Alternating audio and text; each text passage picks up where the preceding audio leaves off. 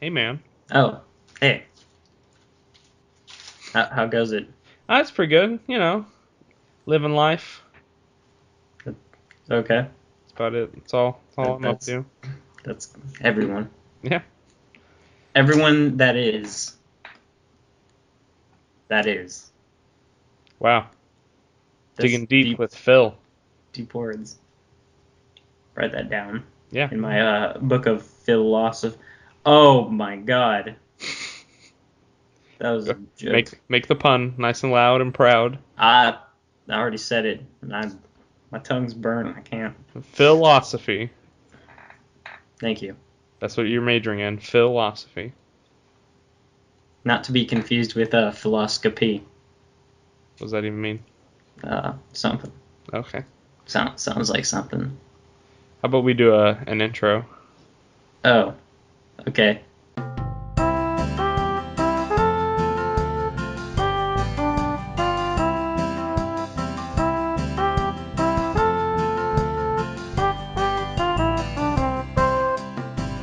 Hey, I'm Phil, and this is my partner Truman.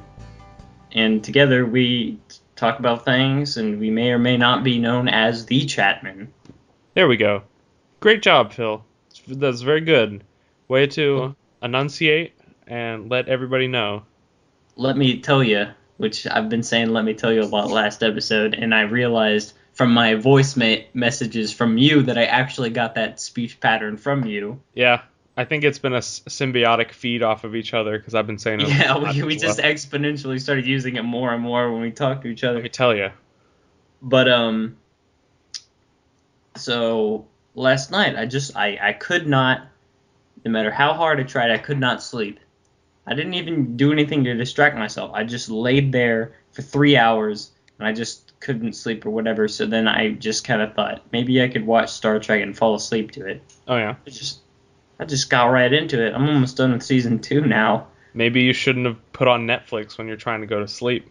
That's Maybe you should have well, done some jumping jacks or some push-ups. You know, but then I get could have that got the energy out. old blood flowing, and then I would have fought, or been awake the whole time. Uh, But anyway, it might sound a little weird, is what I'm getting at. mm-hmm. By the way, Star Trek Wrath of Khan is a good movie. Oh yeah, that's what I've heard. I've heard good things about that one. It's not as good as the first one. No, 'Cause the first one's just gold. the first one is it's extremely slow. There's like a Star shot of Trek. a ship just like panning out off the screen for like 30 minutes. Star Trek, more like Star Wreck. Oh, well, it just broke my heart and spirits. Anyway, all I'm saying is I'm not feeling my 100% today as Truman didn't last night, which is when we were going to record. He had a stomach ache. I did. I didn't feel great.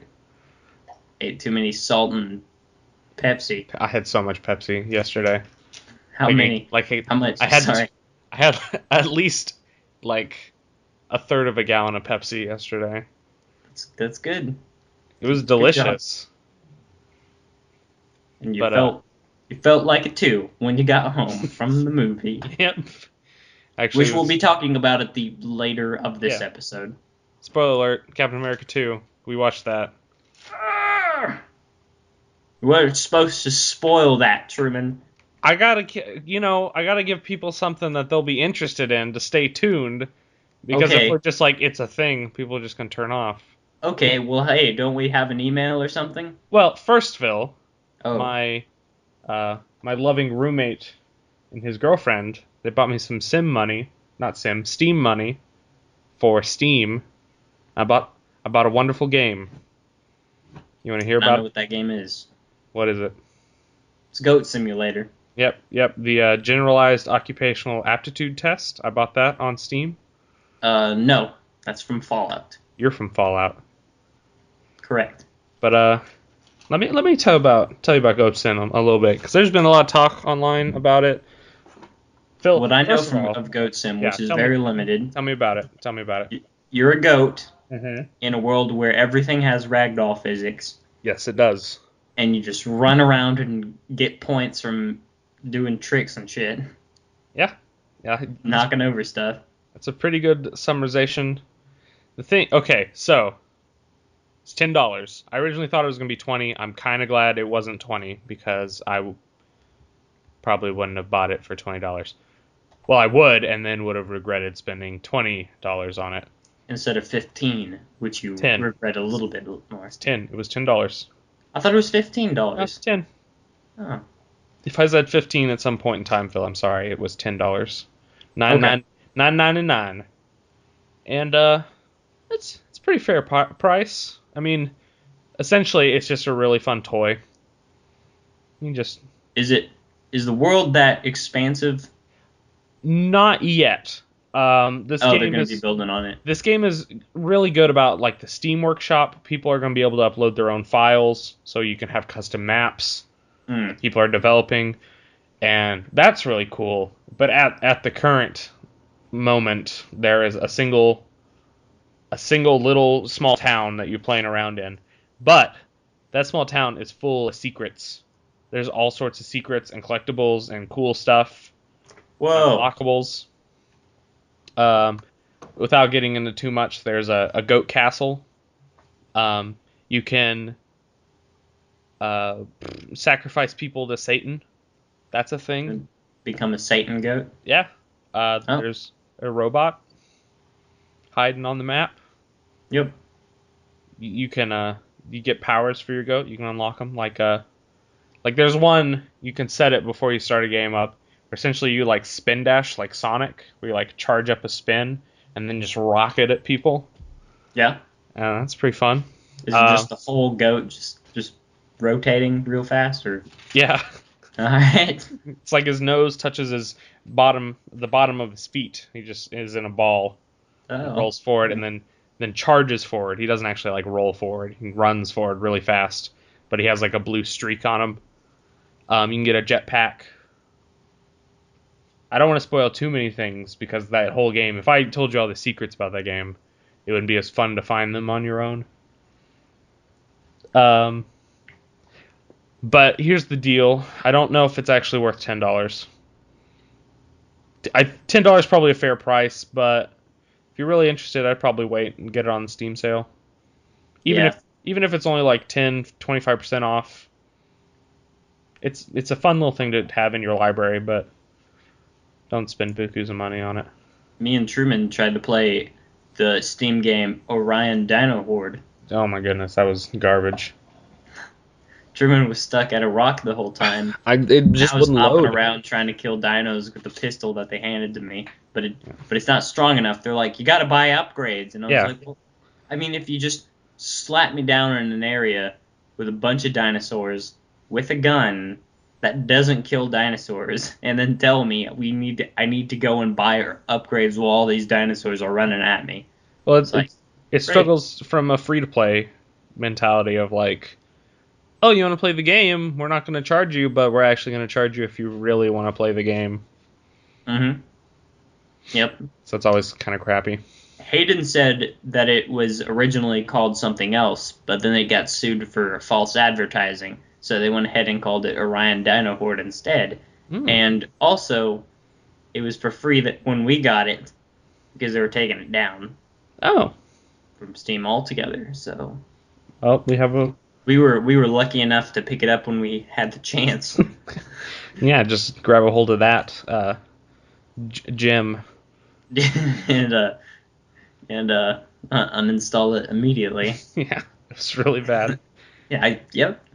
Now, Phil, I bought 2 other games on Steam. I'll just tell you real quick about them. Just real quick. Just a second. That's not to say that Orion Dino Horde doesn't look good. Yeah. The dinosaurs look cool. I couldn't tell. That's it. The rock looked pretty neat. The one I was stuck looking at. Yep. Every time you entered the game. Yep. All right.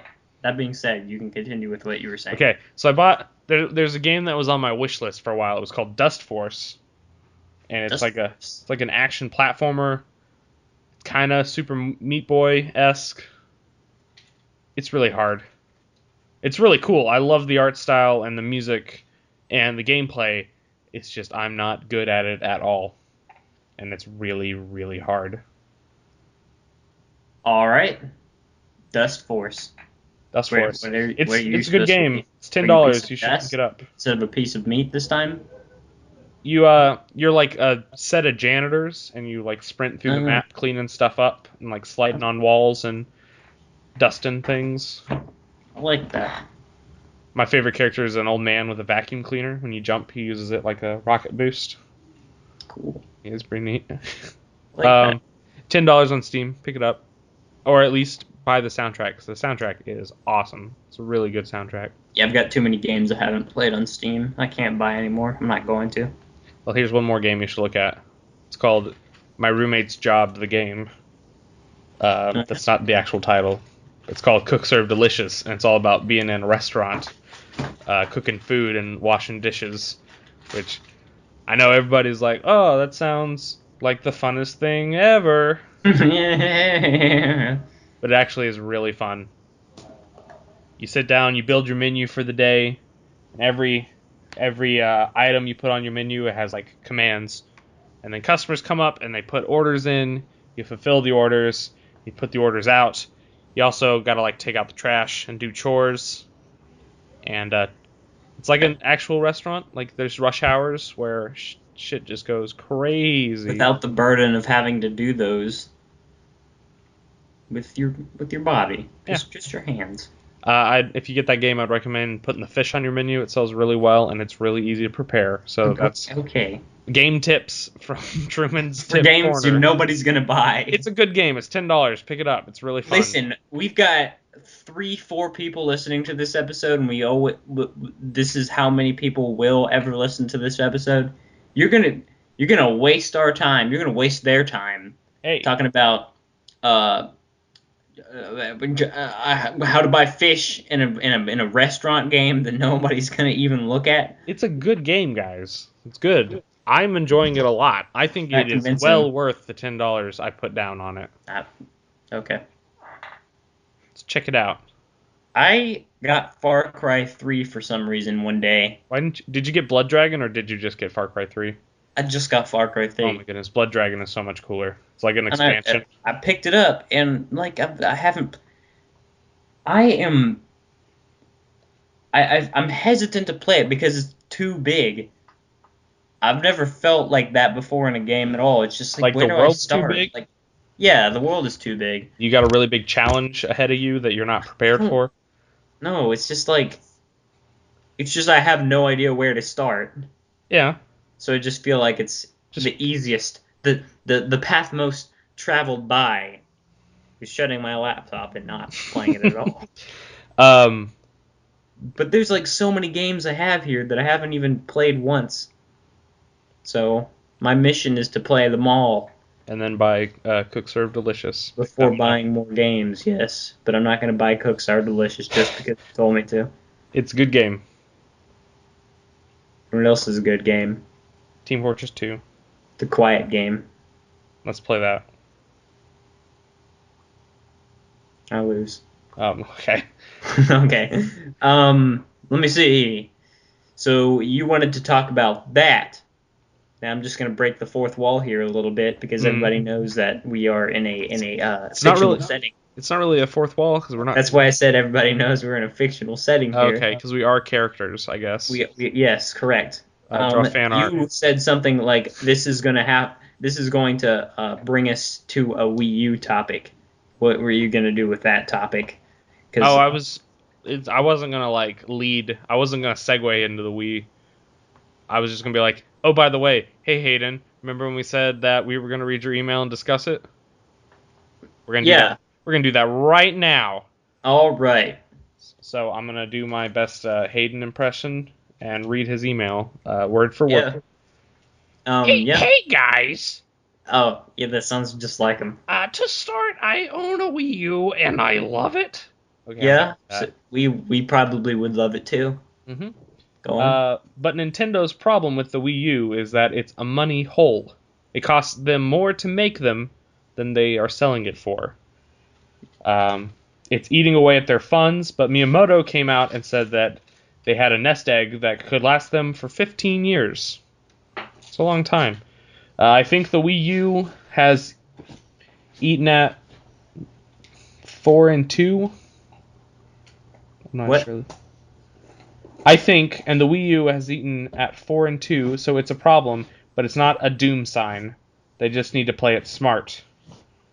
They've made mistakes with it, but mainly the mistakes have come from marketing. I agree with that wholeheartedly. The Wii Yeah. U does sound like an add-on they should have. They should have just called it the Wii 2. That would have shown people it's Or the they next could have one, just called it something completely different. like the Right. Revolution, or Yeah, whichever. which was the Wii's name originally. The Wii Revolution. No, it was the Nintendo Revolution was the Wii's code name before the Wii came out. Much like Uh, the GameCube was the Nintendo Dolphin or Dolphin Project was what.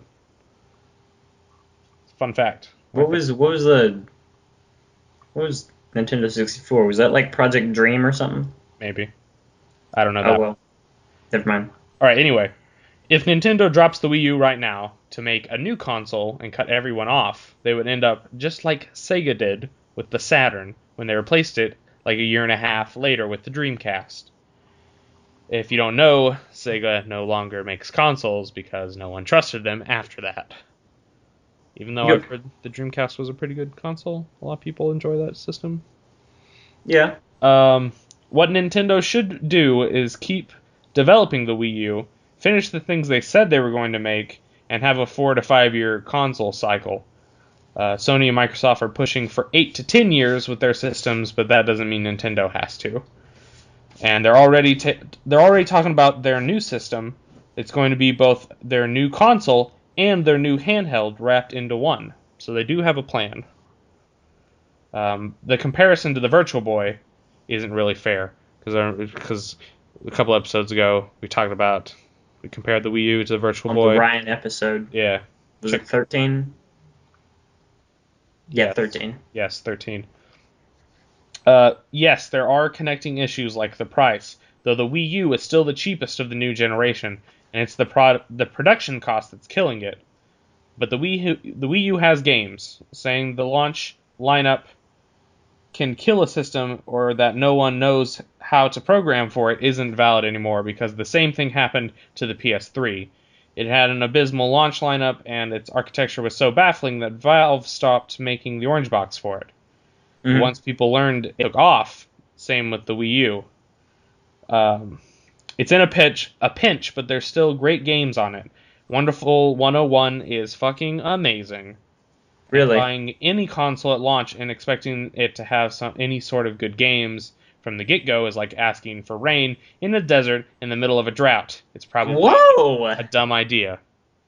And despite what people say about how Nintendo should go into the mobile tablet games market, they can't. The minute Nintendo puts a Mario or Zelda game on a competing system, they will no longer have a chance at selling consoles, either home or handheld. You don't buy a Nintendo system for Call of Duty or Angry Birds, you buy it for Nintendo games. In conclusion, Nintendo is fine, they hit a speed bump, not a tree. All they need to do is play it smart and manage the black hole as best as they can while saving face and working on their next idea without abandoning their current ones. Good job. Love, Hayden, hug, hug, kiss, kiss. Did you really give us a hug and kiss? Yeah, I did. I didn't just make that up. Good. Thanks, Hayden. By the way, it was just Truman's birthday. Mm-hmm. I think we should call that to attention. Nah. He's 21 now, Yeah. and I'm 21 in a week from now. But by the time this episode is out, I'll probably be 21 in a day or two. Not sure. Oh, yeah. Yeah. But also, Hayden's birthday is the same as mine. So happy birthday, Hayden. My birthday present is I'm reading your email. Yeah. So I have no money. He has I think he's a year younger than us. So he's going to be 20. What a baby. He can't What a even little buy baby. alcohol. Yeah, he can't even write an essay. Actually, I think that was like well worded. It was more time and effort than I would have put into a letter to myself. Mm. Just saying. That was good. Hayden does have some good ideas, but I agree and disagree on some of the stuff that he said. Well, what do you disagree with? Okay. We're not. The Wii's been out for over a year now, so we're not really looking at launch title games anymore. Like, Let me so let me let me count off the top of my head. First of all, good Wii U games that everybody's excited about that have come out already. Pikmin 3, yeah, Wonderful 101, I guess. Super Mario 3D Land, Donkey Kong Wii Country, exclusives. Yeah. Is Donkey that out yet? what Donkey Kong Country Tropical Freeze came Yeah. out like 2 or 3 weeks ago, and it's been Okay. doing amazingly apparently. Awesome. So that's 4. Uh huh. Wii U's been out for more than a year, hasn't it? Yeah. It's It been out came since, it came out a year before PlayStation 4 and Xbox One, and wasn't those it have been out. 2011? I don't think it was that early. 2012 at the latest. Yeah, maybe. Yeah, something like that. It's they come. I, Going to Wiki. Nintendo consoles come out every 5 years. It's been like 81, 86, 91, 96, or I'm hitting the maybe not 80. Wikipedia. I'm going to Wikipedia. Okay, figured out. And then 2001, which was the GameCube, and 2006, which was the Wii. Pretty Hmm. sure Wii U's November 2011. 18th, 2012. Okay, so I was What's wrong. year and a half, somewhere there? Yeah, it was for Christmas season in 2012. Okay, so we got those 4 games that we mentioned. I don't know many others. It's got a pretty solid lineup, but this year, Well, Wii U exclusives. That word was hard for me to say for a second. Oh, was the Lego City? Was that one a oh, Wii the exclusive? Lego City Undercover one was, but like other Lego games are not. Yeah, I know that. Um, I think his connection between the PlayStation 3 at launch and the Wii U at launch isn't. I mean, it is a fairly decent comparison, but not a completely accurate one. Because here's the thing, like the PlayStation 3, yeah, it was a really buggy launch, but it was like a conventional console. What You does know what? conventional mean? Well, it's like a standard. It's a box with a controller. The Wii U has like a whole another like delivery method of video Right, stuff. right. People get scared. Yeah. People be getting scared of them tablets on their game systems. So like, I don't know. The Wii U has other things going for it that. Yeah, the PlayStation 3 sucked at launch, but it's not really a direct contrast or a direct Comparison. comparison. That's the word. Thank you. Take a sip Yep. of water while I think about words. Water. Just Get let you you some. know, I'm drinking water out of an O'Connell's cup. O'Connell's is a restaurant here where I live. So go to O'Connell's. Wednesday night they have cheap burgers. Get you some. It's a sponsor, I guess. Yep. We should be expecting a check in the mail that I'm gonna write How myself. much? How much cash do you figure? Probably 3 apiece. $3? 3 cents. $6? Oh, 6 cents. Yeah. The sixth sense. Um. The ability to sense cash headed your way.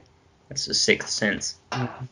Now, Hayden, I do agree with you about the whole mobile game market. Nintendo has no plans for mobile games. It's everybody Yeah, around Nintendo saying like, "Y'all should do this. It'd be really smart. It'll save your right. ass."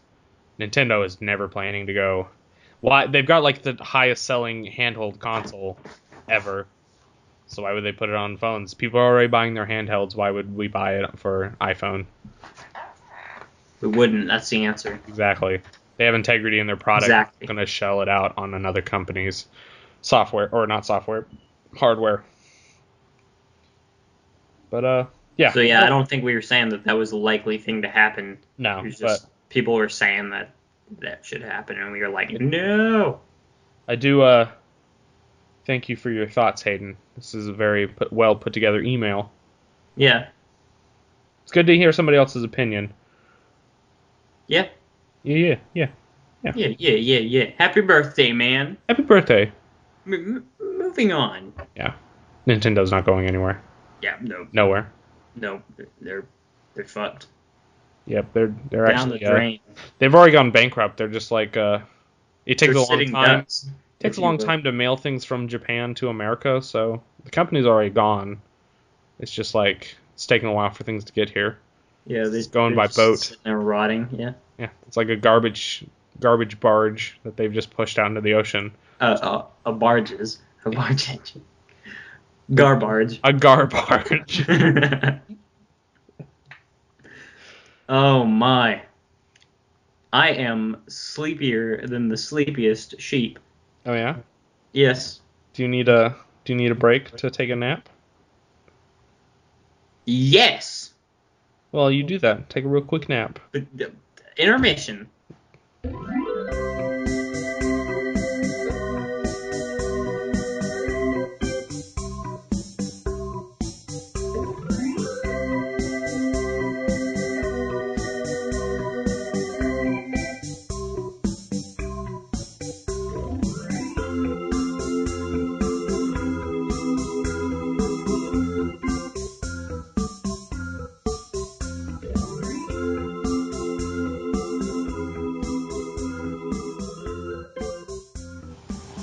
You gave me like zero chance to sleep. Like laid my little head down on my desk and then suddenly, oh, well, what's this? Truman's calling me back. I think as Tom says, and he had a chair and he would hold a metal spoon in his hand. It was And a penny. I've heard a spoon, Yeah, I don't know. It's whatever. It but he'd doesn't matter. hold something metallic in his I hand. don't think Abraham Lincoln was invented then, so.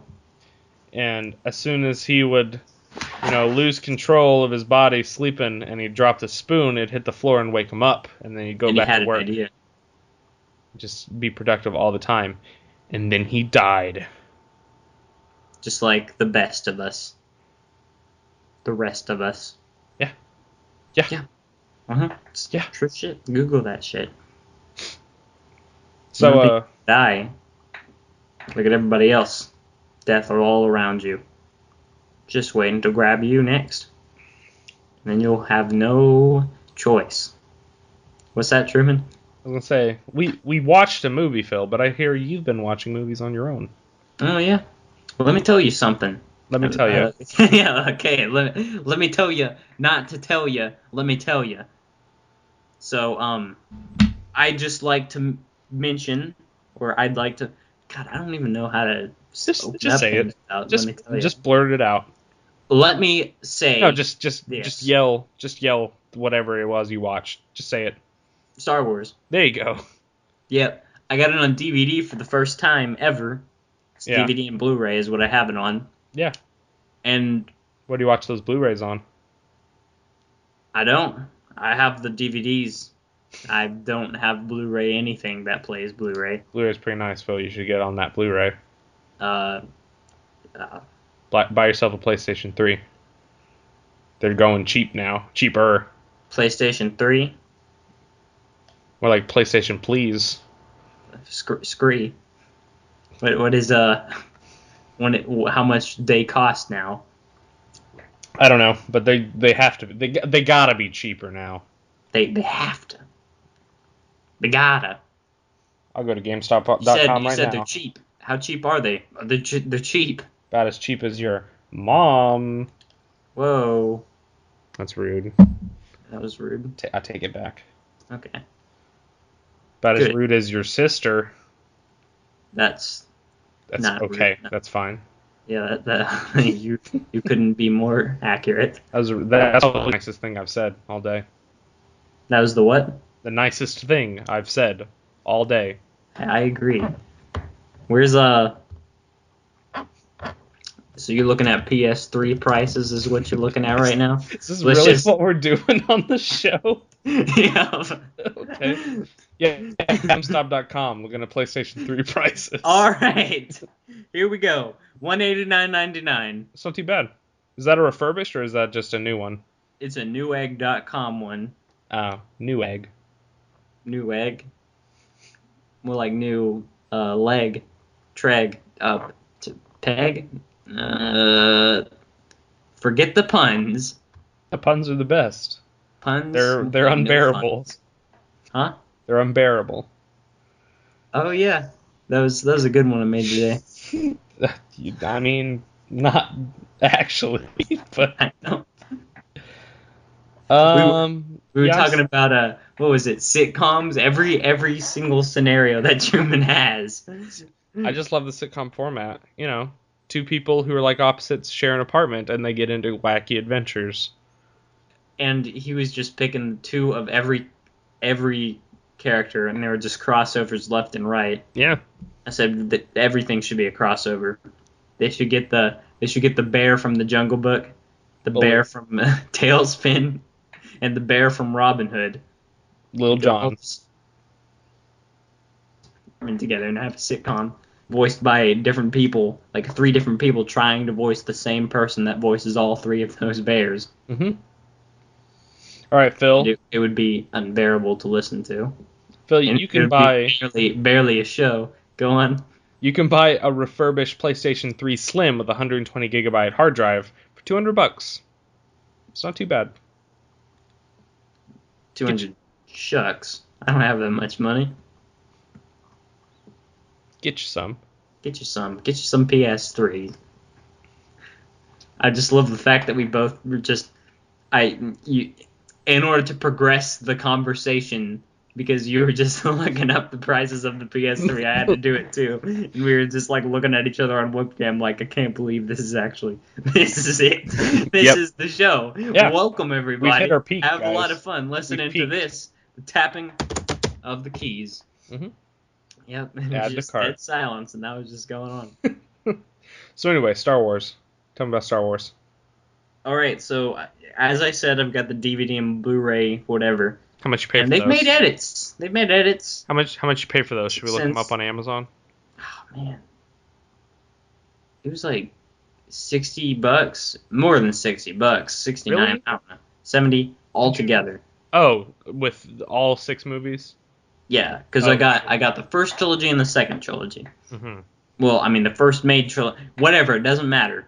The good ones. The original not trilogy and the good ones. prequel trilogy. The prequels are a lot worse than I remember. Yeah. And also, some of the edits, now that I look back at them at the age that I am now, Mm-hmm. and not that, they seem pretty unnecessary. And some of them actually kind of take away a little bit. For instance, Yeah. okay, I'm gonna, like, I'll mention the movies in machete mode. Just throw out Episode 1, Revenge of the Sith. Okay. Episode 1, The Phantom Menace. Excuse me. Episode 1, if we could just have... If it was like a 15-minute special about pod racing, it'd be a pretty good movie. I enjoyed pod racing in that movie. That's it. That'd be episode fun. It'd just be like, before we get into all this Jedi versus Sith business, let's just race. It could be like the actual Star Wars Christmas special. Like if they would have released just that. Just the pod racing scenes. As a But instead of celebrating around a Christmas tree, they celebrate with pod races. Yeah. Yeah. Everybody's in the crowd, and they'll be like, "Merry Christmas." And gambling, yes, gambling, pod races, slavery, a little Jabba the Hutt. Slightly racist caricatures of Jewish people. Watto. Yep.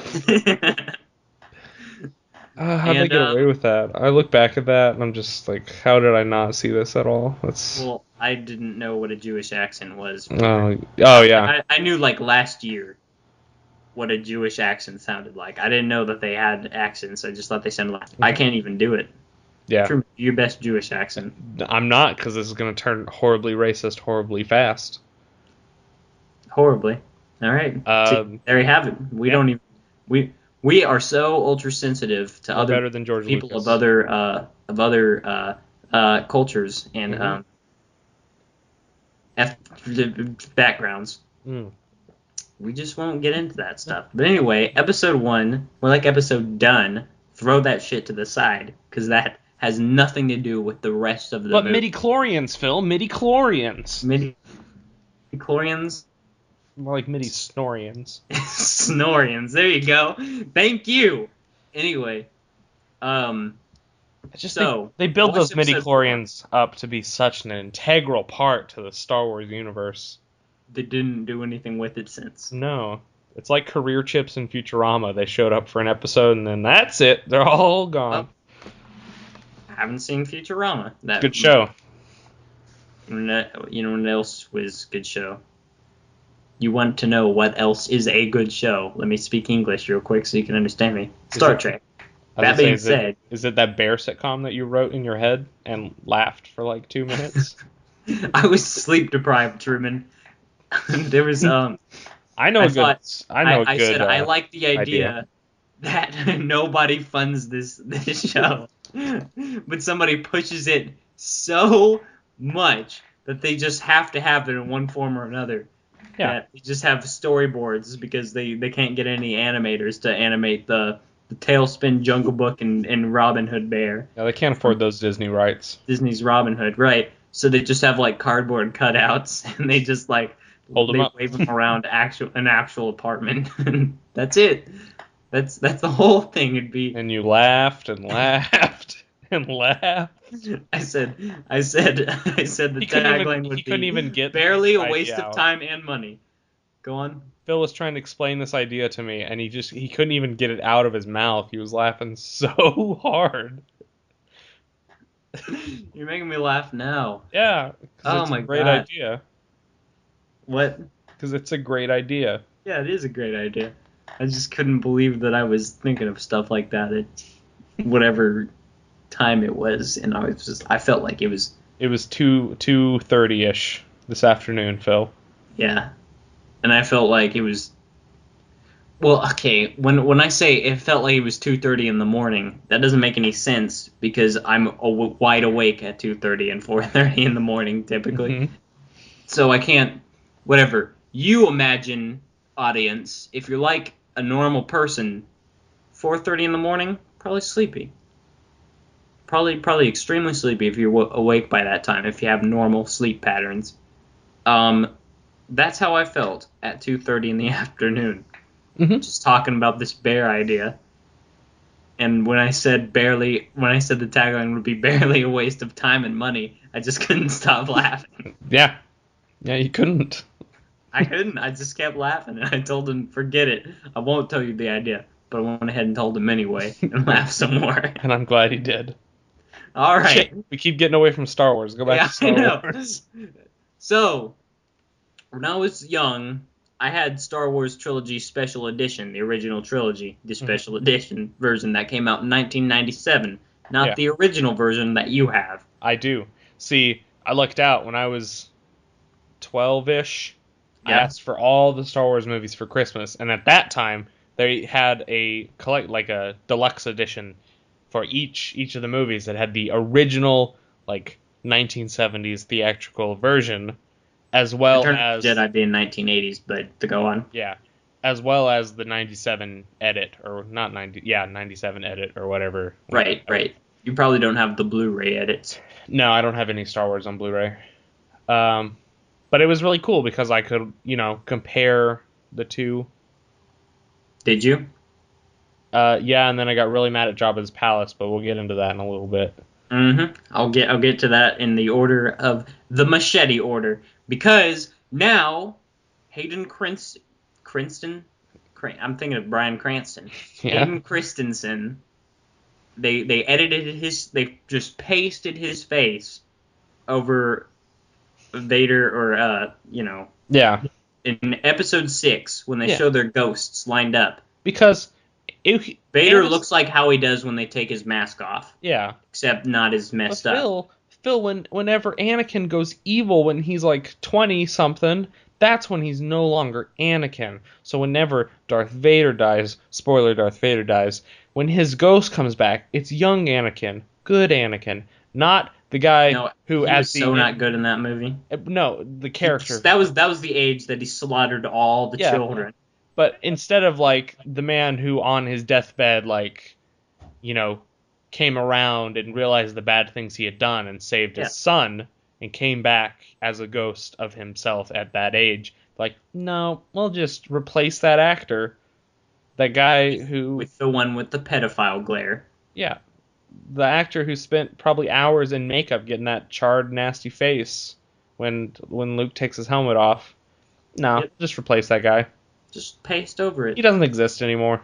So now when you watch the movie, if you're going to watch it from 1 to 6, 1 and 2 and 3 don't really properly introduce you to the Star Wars universe.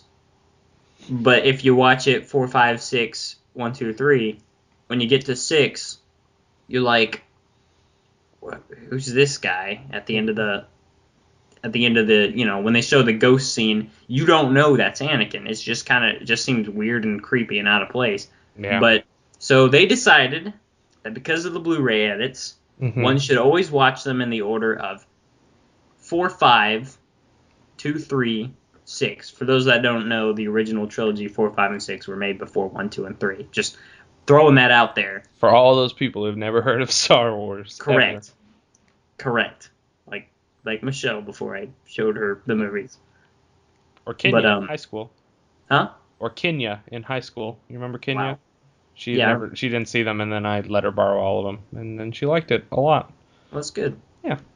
So what happens if you watch it in this order is you watch 4, which is the first movie, Star Wars movie that came out. 5, when Darth Vader tells Luke he's his father, which is a huge-ass plot twist, and it has kind of a dark, creepy, unsettling ending. Yeah, there's no closure at the end of that movie. Correct. Well, there's a conclusion. There's a conclusion. There's no closure. The conclusion... You walk out of the theater with all these questions of, what the hell Correct. is this? What the hell was that?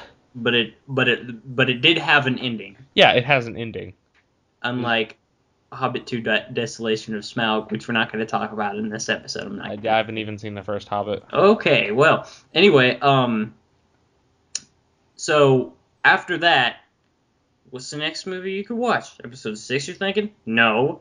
Gotta save You watch 2 and 3 so that you don't get fucking confused as hell in episode 6 when it shows, what's his face. So now, because of the Blu-ray edits, the prequel trilogy is essential for you to watch in order to understand what the heck's happening if you're watching this for the first time at the end of episode 6 when you see Anakin's ghost.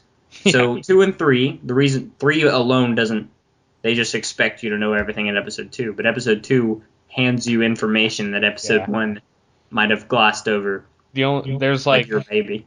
The only, I guess, crucial part of 1 is that Obi-Wan's sensei dies. That's it. Except that's never referred to again. Yeah. And they also neglected to mention why everybody turns into a Force ghost in the original trilogy, but not in the prequel trilogy. I like Qui-Gon. I'm sad that he died. And I just like Liam Neeson, but they didn't. Pretty cool. But they didn't do anything to Qui-Gon's character, so I didn't feel it. They didn't do anything to Obi-Wan's character. Hell, the first movie should have been, or episode 1 should have been about Obi-Wan, but they made it about Qui-Gon, then they killed him off. It's like, well, there you go. Yeah, because if the first... Obi-Wan kills Darth Maul, and Darth Maul never comes back, so there's no, antagonist that... Yeah. It's over the whole... See, if we had, Qui-Gon teaching Obi-Wan the ropes of being a Jedi, that would mirror the 4th movie, where Obi-Wan teaches Luke the ropes of being a Jedi. That'd be cool, and it makes sense. But yeah, and then once Qui-Gon dies, that'd be just like Obi-Wan dying. And if he was to disappear mysteriously, and then people would be like... dies? Huh? Oh shit, Obi-Wan dies? Oh, spoiler alert, fellas. Probably not. The movie's more than 10 years old, so we're fine. Yeah. So, if Qui-Gon was to mysteriously disappear when he got killed, and then everybody would be like, what the hell? What happened there? Because Yoda and Obi-Wan in the original trilogy just disappear when they're killed or when they die or whatever. And, they never say why at all. Phil, just needed to explain that. But anyway, what? You've watched 1 recently, right? With these new edits? When... 1? You mean episode 1 or the first one? Episode 1. Oh, yes. Whenever Darth Maul dies and is cut in half, does he still look like a really crappy dummy being thrown down a hole? That always took me out of the moment. I wasn't paying that much attention because I didn't care. It's like they superimposed the guy's face onto just a doll they threw over the side, and It's weird to like his arms move weird as he falls, and he's still making eye contact, and it's Really? always it always took me out of I the never moment. really paid much attention. I just didn't care because I was that's a good face you just made. I was watching it once. I was just like, "What the hell was that?" Like I I know. finally like actually paid attention. And he's never referred to again, Yeah, even except for in Clone Wars when he has robot legs, and that's super cool. that's in the But they extended should have done that in the universe. movies because they can't. You can't save your series. You can't save your movie universe with just little mini shows that people aren't gonna watch. They should have had him as an over antagonist for the whole prequel Yeah, trilogy or something. yeah, Somebody that Obi-Wan could, rival like Luke had with Darth Vader. But yeah. nope. I feel Anyway, this. I feel like this is gonna step on some toes. Not to anybody who directly watches this show, but I don't really care about the Star Wars extended universe, like all the books and stuff. me That neither. I don't care about that at all. So when they're like, Darth Maul didn't die, he's a cyborg now. That's what I'm saying. It's like I don't That care. that is approved by George Lucas Yeah, because he helped make the Clone Wars series. But but still, yeah, but I it's don't just like care. you can't save your ass and try to cover up plot holes with this series that nobody really cares about and doesn't want to watch because It's got a fan base. I was gonna say I've good fan base, but I don't I know. will say that I watch it myself sometimes when I'm extremely bored Yeah, and don't want to watch Star Trek, which is never.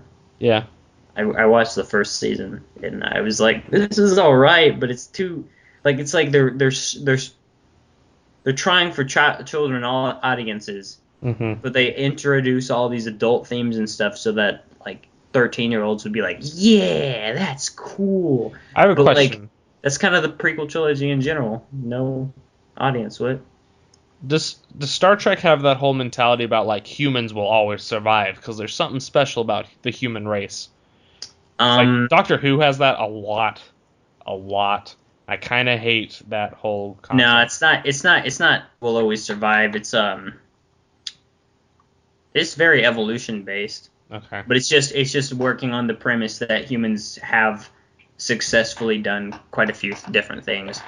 But there are several times where shit happens, like giant viruses, Yeah. whatever that can wipe out all life on the galaxy, and they're like, oh, we got to figure out a way to get rid of this here and now and stuff. Yeah. So Whatever.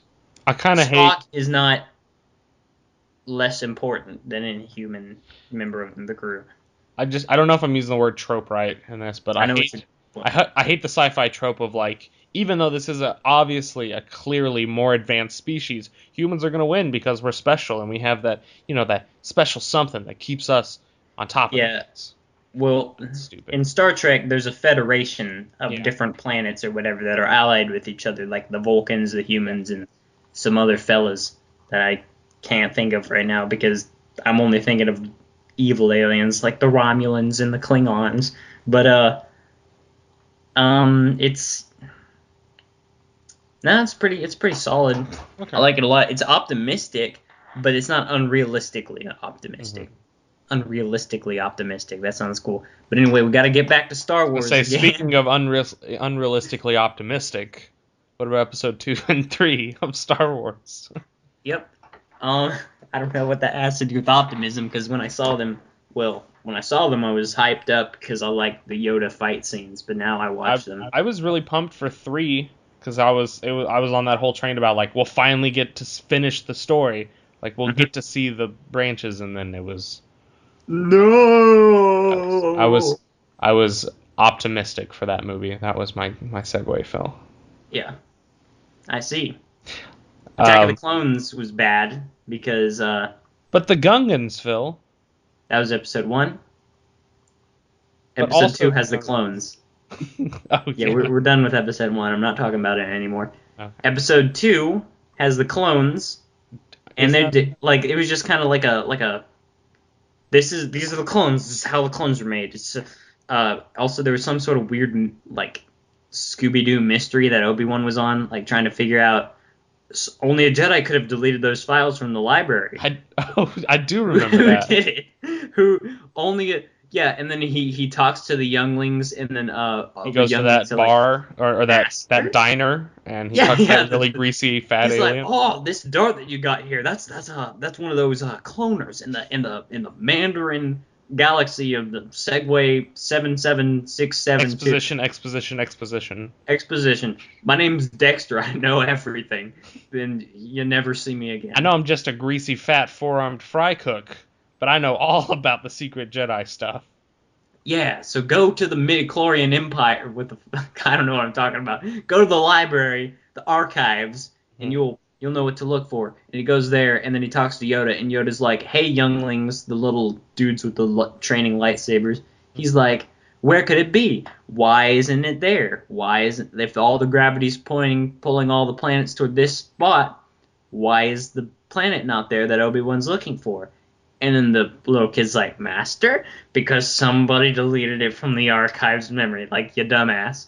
And then he's just like, "Oh, that's impossible. Only a Jedi could have done that." And he's like, "Whoa, that child is a genius." Yoda's like, "Truly wonderful. The mind of a child is what he says." And it's like, "Oh, I good job, I child." forgot all about this part of that movie. Do you remember? You remember now that I'm saying it, though, right? Yeah, I mean I remembered like him talking to the guy at the diner, but that's like it. That was the extent of Yeah, what I so remembered of so the this. entire time you're like expecting lightsaber fights or just something like, No. not they give you plenty of lightsaber fights, but just like, some relationship between Obi-Wan and Anakin. No, just Obi-Wan going around on a Scooby-Doo mystery and Anakin getting into trouble.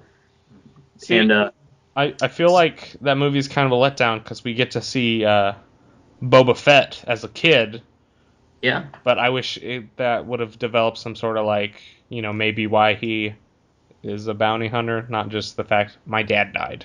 Yeah, my dad was a bounty hunter and he died. So I'm going to be a bounty hunter when I die. Because like I don't know There's how this would have worked, but if we could have found some revelation, like a connection between Han Solo and Boba Fett, that would have made like later episodes be like, holy shit. But Yeah, but no.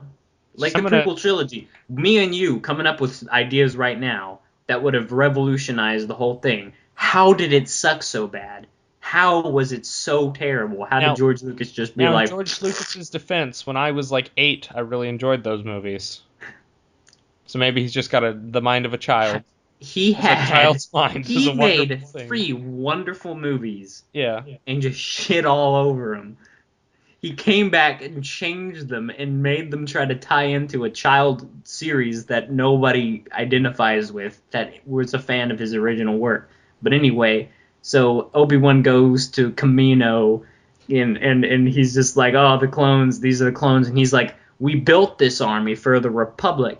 And they don't explain why. They're just like, "Cypher Dyas told us to do it." He's like, "Cypher Dyas has been dead for 10 years." And they're like, "Oh, we're sorry to hear that. We thought Cypher Dyas told us to make this clone army."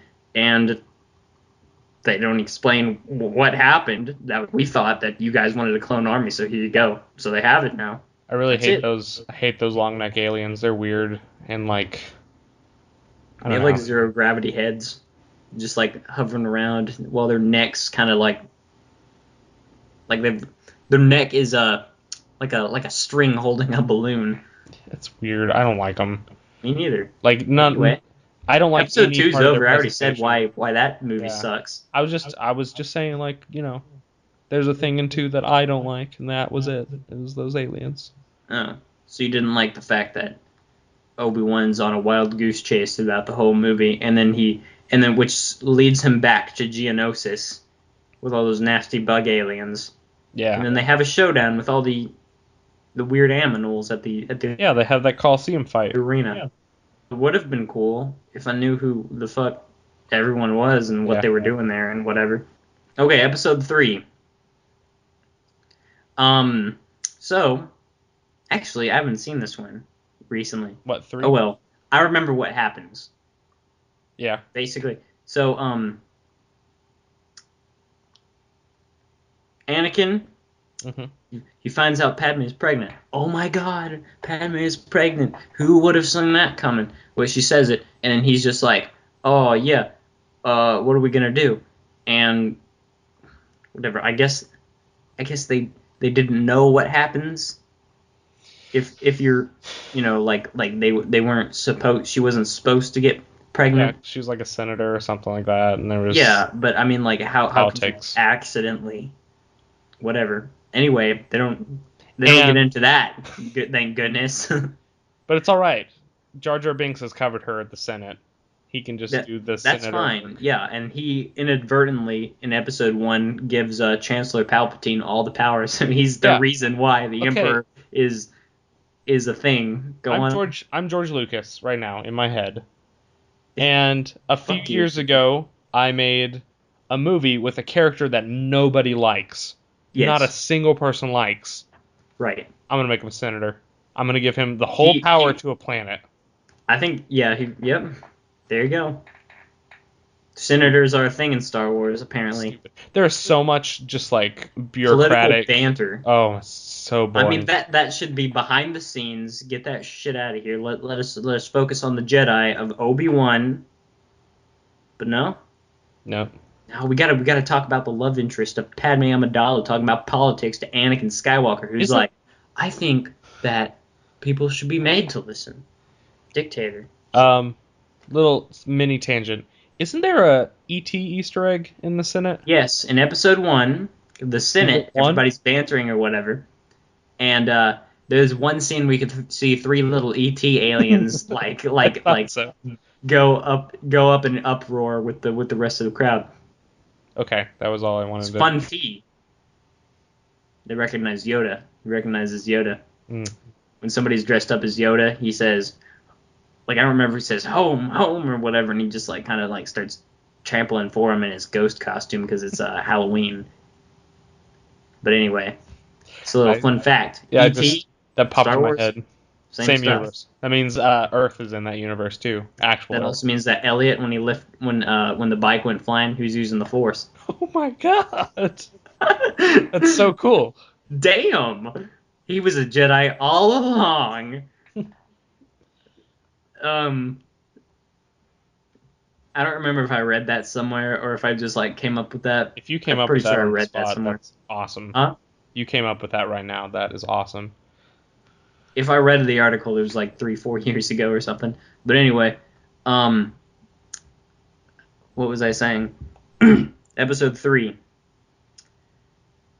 Padme, she talks to Anakin, and I don't even know why she likes Anakin. First of all, like he hasn't done anything that's not creepy. But he used the Force to feed her a pear that one time. That's romantic. A And space she was pear. just like, yeah, thanks. Pokes it with a fork. I could have done that Like myself, you prick. get that It gross wasn't Force even a away. real pear. That was like an alien wax pear. It was It weird. had like weird stripes in the middle of it They and stuff. CG'd a pear. Oh yeah, it was a CGI pear. She's like, thanks, I can't even eat this or see it. Thanks, George Lucas. Could have just made this practical effects, but no, you had to make me jab a fork in the air blindly without knowing what the heck I'm looking at here. But anyway, tangents, I just realized something about tangents. episode What? 3. What about it? They give R2D2 like all the stuff that he doesn't ever use ever again. That's right. We give him a jetpack. He can shoot oil out of himself. He can Electrocute people. shock people. Well, he's always Yeah, been able to shock people. But I don't remember if he has like a full-on taser or something, like a stun gun. I think it's that the actually, same little probe that he uses to like log into the computers. yeah. But yeah, he gets a jetpack and stuff. He could have done that when he's on Dagobah. I mean, I guess if he wanted to get out of the freaking water or Yeah. levitate from the ship to the land, if he just could have done that, but Yeah. no. All this useless stuff. Yep. They just did it so that R2D2 can kick some ass for a few seconds, and Because all the children will be like, I mean, obviously R2D2 is one of the the better characters of the Star Wars universe. He's a great little sassy robot. but not as great as C-3PO. Except for weird CG C3PO when his head is on a droid. You remember that? Oh yeah.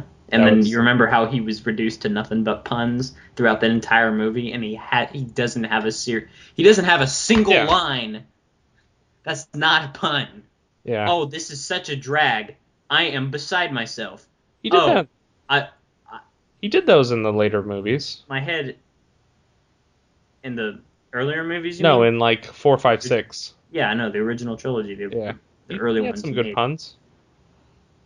I don't I don't think it was as bad as just the gags that were Yeah. in He episode two. definitely he went from like being a slight straight man comic relief to Yeah, like just a guy who worries, he but was now the he's just like in the prequel, he tells puns. He he's a whines clown. about things that aren't even scary. He's a clown. He's a clown. Instead of like I'm a little worried, I got to be the logical person in this group of crazy people. Right.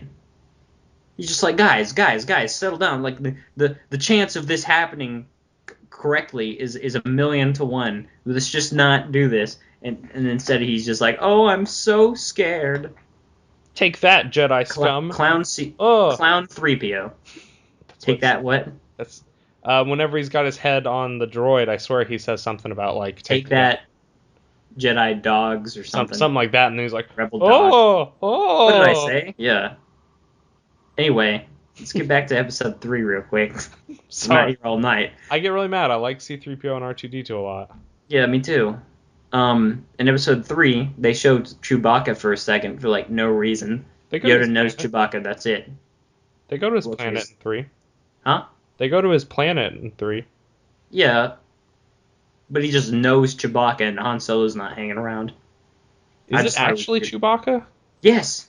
Yoda says I mean, Chewbacca's like way older than Han. Yoda calls Chewbacca by name, and they never say why. Chewbacca's just hanging out there and not scouring the universe with his buddy, his mercenary companion, Han Solo. Well, Han would be like 5 or 6 in episode 3. Like he's pretty young. Yeah, I guess so. Because he's only a few years older than Luke, and by the end of episode 3, Luke is born. Never mind. What was I? God, Sorry, Chewbacca. damn it! Episode 3. Mm-hmm. Padme likes Anakin for no reason. Anakin just turns evil for some reason. He's just like, I have the power to save the ones that I love, I'm even power than Obi-Wan. I can overthrow him, and like for no reason. He went from being just a resentful. What's the word I'm looking for? Like he resented all the corrections that Obi-Wan made for him. To just a guy who wanted to kill his own dad, basically. Yeah. For no reason. He just got super angst. Yeah, he just got super teen angst, and that takes away from the evil and the logic. He went Spider-Man 3. That's what happened. He went to Spider-Man 3 land, where Tobey Maguire is like, ugh. Darth Vader is like a calculating, like cold, sinister, like evil genius. But when you find out that his origin is a angsty teen who just was in over his... You don't know, Dad. You can't tell me what to do. Yeah, he didn't even have a dad. Jedi dad. Said Obi-Wan's the closest thing. You know you're the closest thing I have to a father. So, anyway, Padme's pregnant. Yeah. He says we can rule the galaxy as husband and wife instead of father and son. And she's like, I can't believe you. Obi-Wan was right. You've changed. And then he says, I don't want to hear about Obi-Wan. Then it turns out Obi-Wan's in her ship, so he strangles her. Yeah. And Wait, just real quick, how was he planning to rule with, like, did he see any benefit to having Padme by his side ruling the world? Because what's she going to do? She doesn't really have powers. No, because he likes her. That's okay. I mean, she doesn't even have, like, political power much. The reason why he turned to the dark side was because Sidious said that he could make some people immortal, and he wanted to make Padme immortal. But instead of coaxing her into it, he just decided to hey, I'll just become Sith. She'll join, right? She probably won't have any problem with that. And I'll just choke her to death if she doesn't. Yeah. So he just chokes her. And, she falls, and then she's taken to the hospital, like, after Obi-Wan and Anakin have a big-ass lava fight. That lava fight is ridiculously... It's too big in scale. Yeah, it was just whatever. It's like a whole mining facility is collapsing. Okay. This is going on for way too long. Not the fight. Yeah. Not you talking about the fight, in case you It's just were like, misinterpreting what I was saying. But so she's taken to the hospital, and the reason why she died, the robot says, she's lost the will to live. that's a That's it. thing. Could be because she was force choked and she was pregnant and she fell. You Yeah, know. but she was alive just for enough time to name her children Luke and Leia, and then she just after her babies were born, she's shown them, and she's just like, oh, that Eh, one's Luke, that one's Leia, Leia, just even dies. even these children I'm lovingly naming is not enough to keep me alive. I quit. I quit on Anakin's life. Anakin's a Sith now, and I'm dead. That's it. So they take Leia to Alderaan, which they've never talked about at all throughout the whole thing. Naboo should have been Alderaan, so that when that explodes and you could feel emotion when that happens. Hmm. Be like, oh wow, that was the story that Yeah, that all he through the is prequel trilogy happened Darth on. Vader is destroying the last remnant of the woman he loved by destroying the planet she's buried on. Nope. There you go. But no, it's not. It's not what happens. Alderaan just somehow gets into thing, and then whatever. Luke's put on Tatooine with Darth Vader's stepbrother that he met once when he went to kill the people who killed his mom, and they're just like, the fuck is this guy doing? Whatever. He met those people once, and he Yeah. just knew, oh, it's my stepbrother and my stepdad now. And then Obi-Wan's like, well, that just seems like a good idea to give them this baby that they don't know exists from Well, this person that they don't know anything about. you gonna tie down a cool bachelor like Obi-Wan with babies? No, that's horrible for Obi-Wan. He wants to get on that Mad Jedi scene, Yeah. so they got to give So those kids away to somebody else. better give them away. Hang around. Anyway, episode 4. Wait, we didn't even talk about the stupid like, you were the chosen one. Oh yeah. You cut off your own arms and legs. He didn't cut off his own arms and legs. Yeah, I know. He like does this like Crazy cartwheel flip. flip in the air, and Obi-Wan cuts off all his arms and legs in one swoop. That was like the worst. Oh, that scene. Like I don't know if George Lucas was like, oh, how is he gonna lose all these limbs? And he's like, I already explained one. How am I gonna get the rest? And he's just like, yeah, cartwheel flip in the air, and then Obi-Wan just like reaches his lightsaber out like he's roasting a hot dog and just like chops off all his limbs without moving his arm. And then Anakin falls and he starts, his He, pant legs are just so tantalizingly close to that hot close to lava. that lava. And I love how close they are the entire time, and like their whole fight scene, just inches from the There's lava. just lava and ash everywhere. Yeah, and but it's Doesn't phase him. but god damn it, his pant legs were just too long after getting his feet cut off and his hands cut off or And whatever. that little robo arm is just dragging him. But his one robot arm left, the one that was robot, and not any of the skin ones. Yeah. It's just grabbing at the little gravel, trying to claw his way up out, but nope, Burnt. burst into flames. And then Chosen he's like, one. "You're my brother, Anakin. I loved you. I hate you." That's that. You want me to go any more about that? No, it's just Oh, and that's then Darth such a Vader wakes up. letdown. Huh? Like if you that like as huge as that fight scene is, that is such a letdown of an ending. I know. It's like it's funny how bad like I know. You cut wanna your arms know off. what I forgot to mention when pretty much the last scene in the movie, Hmm. before the children are like dispersed, not the children. Anakin killed all the children. I mean, Anakin's children. The Last Jedi's or people with midichlorians in their blood samples. Once those kids are just compartmentalized or put wherever they're going to live for the rest of their lives. Not really, but they put the little Anakin, and he asks, "Where's Padme?" And then the Emperor says, "It seems in your anger you killed her." No, she lost the will to live in the Yeah. hospital. But I guess he was just saying that. Yeah, and he's gotta make him extra evil. Yeah, just for shits and giggles. He's like, you're already on my side. I'm gonna fuck with you a little bit. Yeah. That's it. Do it. Do it. Kill him. I killed Samuel L. Jackson. I can do whatever I want. Yeah. So he says, I couldn't have. She was alive. I felt it. And he breaks his handcuffs, force chokes everything in the room, even the robots, and then says, no! And yeah, that was fun. It was a great scene. But yeah, and whatever. So, and the Emperor's laughing while Darth Vader dies. I want to know like what Darth Vader thinks about Emperor laughing at his misery all the time. Like, does he just not think about it, or is he just like, you shut up? He doesn't seem to react. He's just like, oh, that's okay because he's evil. That's just what we do. Well, Darth Vader knows, like, I'm all robot now, and he's got lightning powers, so he could just fry my circuits, so there's nothing I can do. Also, according to Darth Vader or Anakin, from my point of view, the Jedi are evil. That's what he says after he slaughters all the children in the Yeah, those children are evil. In the palace.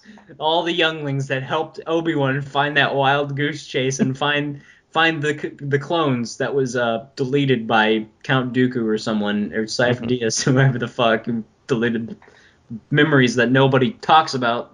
Episode 4. It's a good movie. Awesome movie. So they changed. What did they change? Because I don't remember. Special edition, which is what I saw.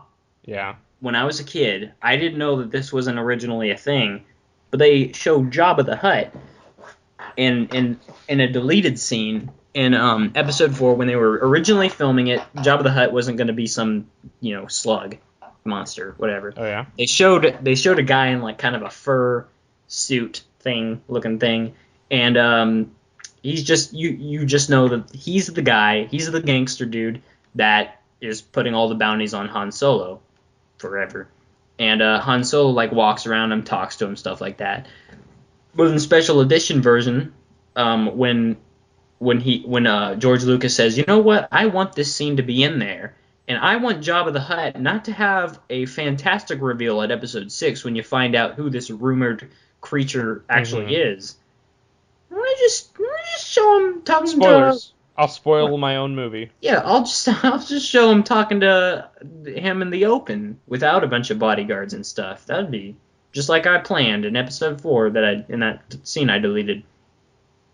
So, but in the scene where he walks around Jabba kind of like a fox, just walking around his soon to be prey, just looking at him dead in the eyes, talking to him and stuff. He's like, oh, I can't just have Jabba the Hutt rotate on an axis like a top or something because he's a big old slug. So what he's gonna do? He has Han Solo step on his tail, and Jabba goes rah, and that's it. That's that whole thing. And Jabba the Hutt is shorter than Han Solo in this movie as well. Yeah. So that they could have eye contact.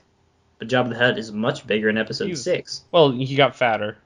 He's probably living a life of sloth. And he can't just move around wherever he wants now. Yeah.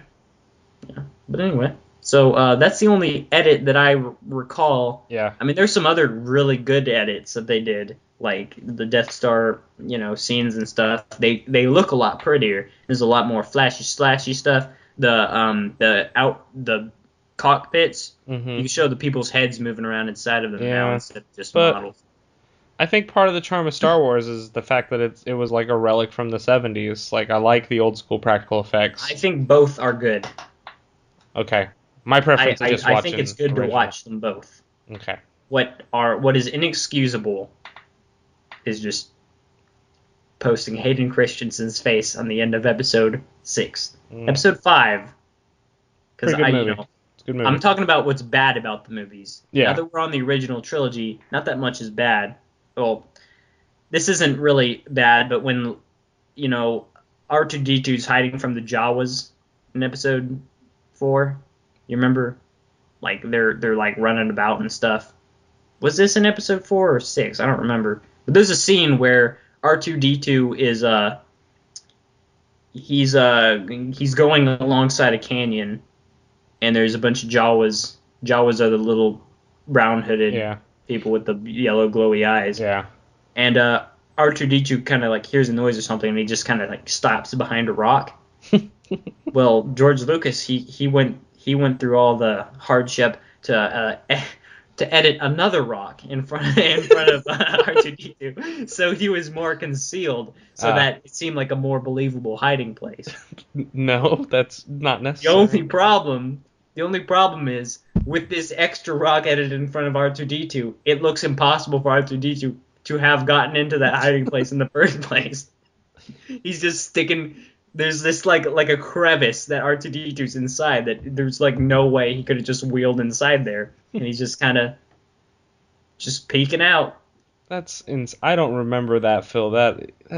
I find it insane that George Lucas said my movie wasn't good enough. I'm gonna CG a rock. I'm gonna CG an extra rock in this scene because that hiding place is not believable enough for a droid to hide behind. He should know better. He should choose his hiding places better. Here, I'm gonna edit a rock in front of him. But he should have. The edit should have been that instead of hiding behind a rock, he just used his like his jetpack boosters to just fly away. Yeah, That's how or it he should could have have just happened. edited a Naboo tree in the middle of Tatooine desert, just to make his edit more obvious. Just I just like the idea, like you're watching like the old school '70s footage, just all of a sudden, just cut R2D2 out, and he flies away. and there's still like a background color, just a solid color where he was standing before. Sure. And it's just obviously like photoshopped. Yeah, I think that'd be better than an It's a extra it's a rock. still scene. It's Yeah. completely still. It's just like it's got like After Effects fire Just coming out the DT bottom. with like little flamey Yeah. effects underneath them. Just gets out of there.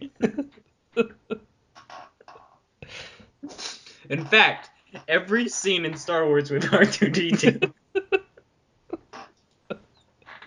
Yeah, Say it. just every single scene that R2D2 is in, he says.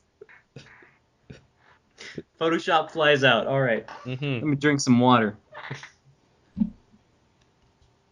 I don't want a unbearable situation to happen again. The stupid bear pun idea that I had earlier, and just where I couldn't stop laughing.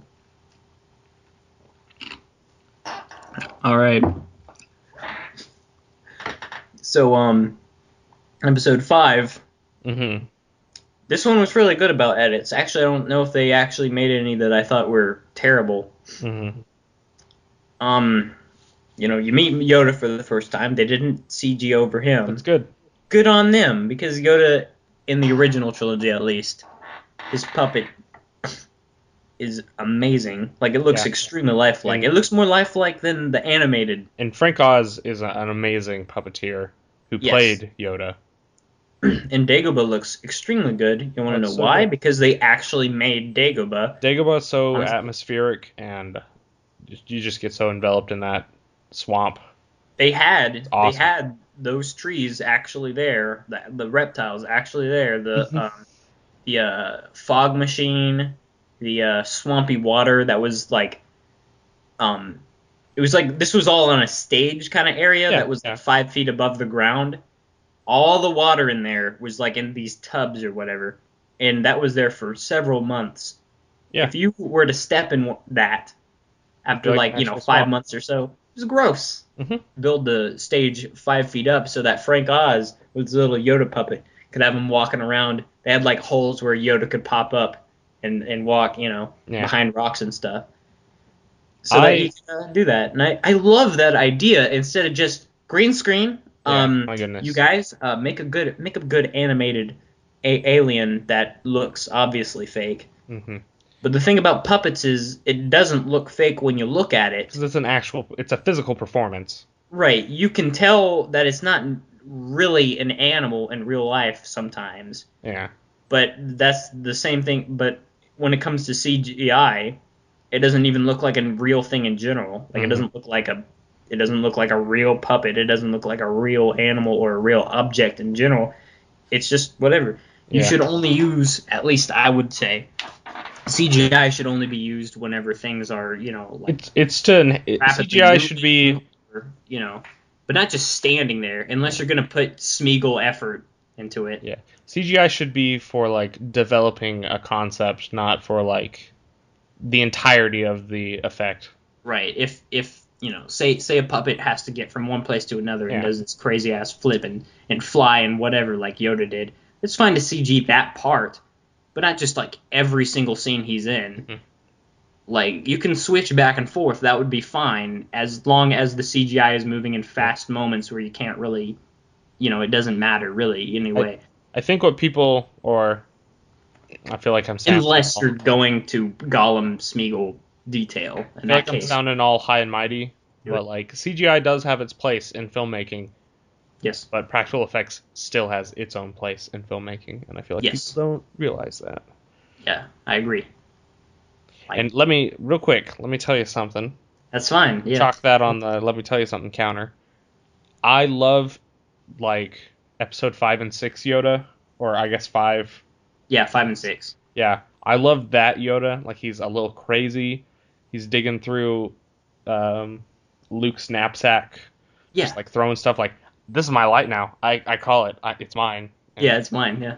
And bantering with R2D2 Yeah. rather than like super stoic, serious Yoda in the first. Now, the thing is, like, I think because when he makes the old hermit to Yoda, when they say that he's Yoda and he's training Luke, that version of him remains consistent with the prequel trilogy, but like he doesn't just switch back and forth to like a crazy guy after that. Yeah, It's more like that was just kind of like it seemed like a disguise upon Luke like first meeting him. Yoda's But heartfelt scenes, like his really serious parts in episode 5 and 6, mean so much more because it's like up until then he's been this really off the yeah, wall crazy guy, and all yeah, of a sudden he's like got actual advice right.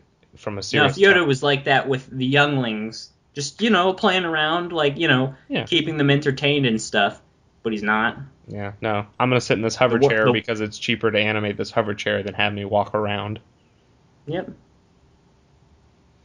that's a good point. But I can't Easier. see him like walking around as with them as had the same with his little cane. But why does he have that cane in the first place when he's hopping around doing backflips when he gets his lightsaber out? I guess. Maybe moving from like a an industrial city place where he's living at like really nice houses to living out in the woods, he probably hurt himself and got old. Oh, okay. Well, he has a cane for episode 1 and 2, but the Yeah. thing was when Palpatine or the Emperor or whatever throws him from the balcony or whatever in episode 3, Hmm. and he like just slaps the ground and he's just like, and like he like lifts up and he falls back down again. Hmm. And then after that, he says, "Failed I have, into exile I must go," and that's it. He goes to Dagobah after that. That's no explanation, just whatever. I think he hurt himself then Yeah, because you can obviously tell that he got messed up in that point. But why was he using a cane until that because time? he was like 890 years old. Yeah, That's my. He's conserving all his energy for flipping around and bouncing off of stuff. because that's necessary. Well, actually, I feel like probably the Force. He channels the Force to give him extra, Yeah, agility, because that's a thing in 1, 2, I Star agree. Wars. Okay, that's Episode fine. Yeah. 6. One thing about episode 5. One more thing. Hmm. Actually, I forgot what I was gonna say. Well, if That's it comes fine. back to you, I'll probably remember. Um, yeah, episode 6. Oh, episode 5. Another edit. The Wampa when he gets his arm cut off. hmm It's not bloody anymore. that's sad. I like. Yeah, and I mean, there's more scenes of the Wampa. And I mean, this is the Yeti that captures Luke when he's in the winter wonderland. yeah, Hoth. Hoth, yeah. Yeah. Did they? When he captures Luke, the creepiness about episode 5 in that scene was they didn't really show it a whole lot. They showed like its feet and they showed like parts of it as Yeah. it was coming closer and closer toward Luke. It was a mini monster movie right then. Yeah, and it was really freaky. But in the remake, they just show him like the whole time. Just, oh, you're wondering how close he is to Luke? Here he is. It's right there. That's him. You want like there's no what's the word I'm looking for? There's no suspense. Yeah. You're not like, oh, get out of there, Luke! Hurry up, hurry up! I remember thinking that when I was little watching that movie, but then this time it's just like it's just this far from Luke. You can see like his whole self for most of it, and there's more scenes of him Yeah. per the ratio of Luke struggling to get out. Well, in George Lucas's head, like, everybody loves the Wampa because it was a cool, suspenseful moment. So the Wampa got to be a really popular character. So George Lucas was like, you guys love him so much, I'll let you see him all the time. He's a cool character. You guys like him For this one scene, but for this you know. one scene. And Now, then he gets his arm cut off, and there's not blood because the rules of lightsabers have changed a couple times. they solder wounds now or cauterize them. Except for that one guy in the bar, because he was a special alien that his wounds won't solderize. Yeah, he didn't change that for some But reason. why But he can we changed still the have Wampa. that? Yeah. The Wampa couldn't have been special too. No. Oh no, just has to be black. Through and through. If that happened in real life, like two people, I think my dad and my girlfriend. Oh, I have a girlfriend, everybody. Sorry, I didn't mean to disclose that private information. Thanks for excluding me. Ugh, Make me feel left sorry, out. bro. It's okay. They both just said, "Oh yeah, we'll cauterize it." Fucking, if it's your arteries and veins and stuff, it's your whole arm. That pressure's not gonna just be like, It's fine. that's some burned tissue of capillaries and stuff. I'm just gonna stop. I'm just gonna stop right here. No, it'd be squirting out blood and stuff. I know that's not, necessary for whatever, Yeah. for the movie. If it's a whole severed arm, that's one thing. If it's a hand, that's another thing. Yeah. I feel like it's more realistic to have blood if it's a whole freaking arm cut off instead of just a little bitty wrist area. But oh well. Losing a whole arm's like a sixth of your body. Yes. Losing a hand is like. And that's like really close to your heart. Like Yeah. that they'd have to be pumping out a lot of blood there. But your hand is just, your hands get cold, clammy, whatever. Like you don't really need that much. Anyway, I just thought that was a weird, kind of uncomfortable edit because it just looks black instead, and you can see a bone as well. Now, it looks like. Here's an edit for Hoth that I'm wondering they probably didn't put it in. There's a deleted scene in the original theatrical version where during the raid on the Hoth base, C-3PO rips a sign off a door that says "Do not enter," and he like sprints away like he's doing a prank. What? And then these stormtroopers, they go to the "Do not enter" door, they open it, Wampa arm just bats them back. That is a deleted scene in the original. No, that's not in there, but I want to see that now. It's a really great little scene. Yeah. Man, it's not like George Lucas wasn't into that kind of humor in the prequel trilogy. I would have appreciated that edit, because that's a really funny moment. Yeah.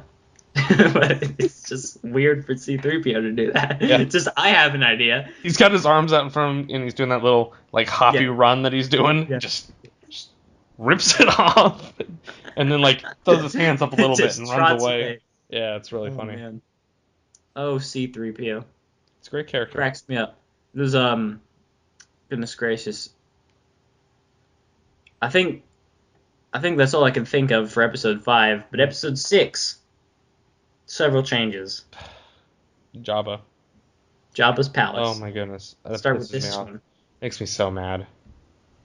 There's a dance sequence at the beginning of Jabba. Yeah, because Jabba's got his... This shows who Jabba is. He's a gangster. He has a bunch of... And by gangster, I don't mean like, yo, boy. I mean like... I mean like mobster. We'll like, give him an answer. We'll give him a reference that I can't possibly refuse, because I can't remember the actual line. What's that? Nothing. Pretend I didn't try to make a pop reference to The Godfather. Just keep going. Okay. He's like a mobster, I guess. Whatever. He pays a bunch of bounty hunters to get people that he doesn't like very much. Whatever. He's the head of his own crew. He has slaves. He's a bad guy. Huh? He's a bad guy. Yeah, he has prisons and stuff. Got He hosts pod races, according to Star Wars Episode 1. Yeah, because he likes his gambling. Probably makes a really big profit off those. I guess so. Jabba's a But really money smart. He's really a smart guy. He's just grotesque and nasty, and nobody yeah, likes him yeah. except for So those pig guards. They probably get along pretty well. yeah, he's got pig guards, and he's got lady slaves, And that like weird lady slaves. head tentacle guy where it wraps around his neck. And he has a Uh, couple animated Salacious Crumb. singers Yeah, that weren't in the original movie. They just give you a good old just they serenade you with just it just some. won't stop. It just keeps going. Oh my gosh, it just keeps going and going. First they show what they animated over was this green puppet with weird ass lipstick Yeah, it was proboscis like a little thing. marionette. Yeah, and she says, "Do you see like the strings in that movie?" Um, no, but it's obviously a marionette. Okay. I was just wondering because I Yeah, saw like in the special edition, which I had when I was little, they showed the strings, and they're like, we just had to animate over this because it just yeah. wasn't good enough. It's a very brief little like, oh, But this person is but making I don't this. know if they were just showing the clip that they filmed or the actual movie part. I don't remember seeing strings, but it's been a Okay, that's while. good.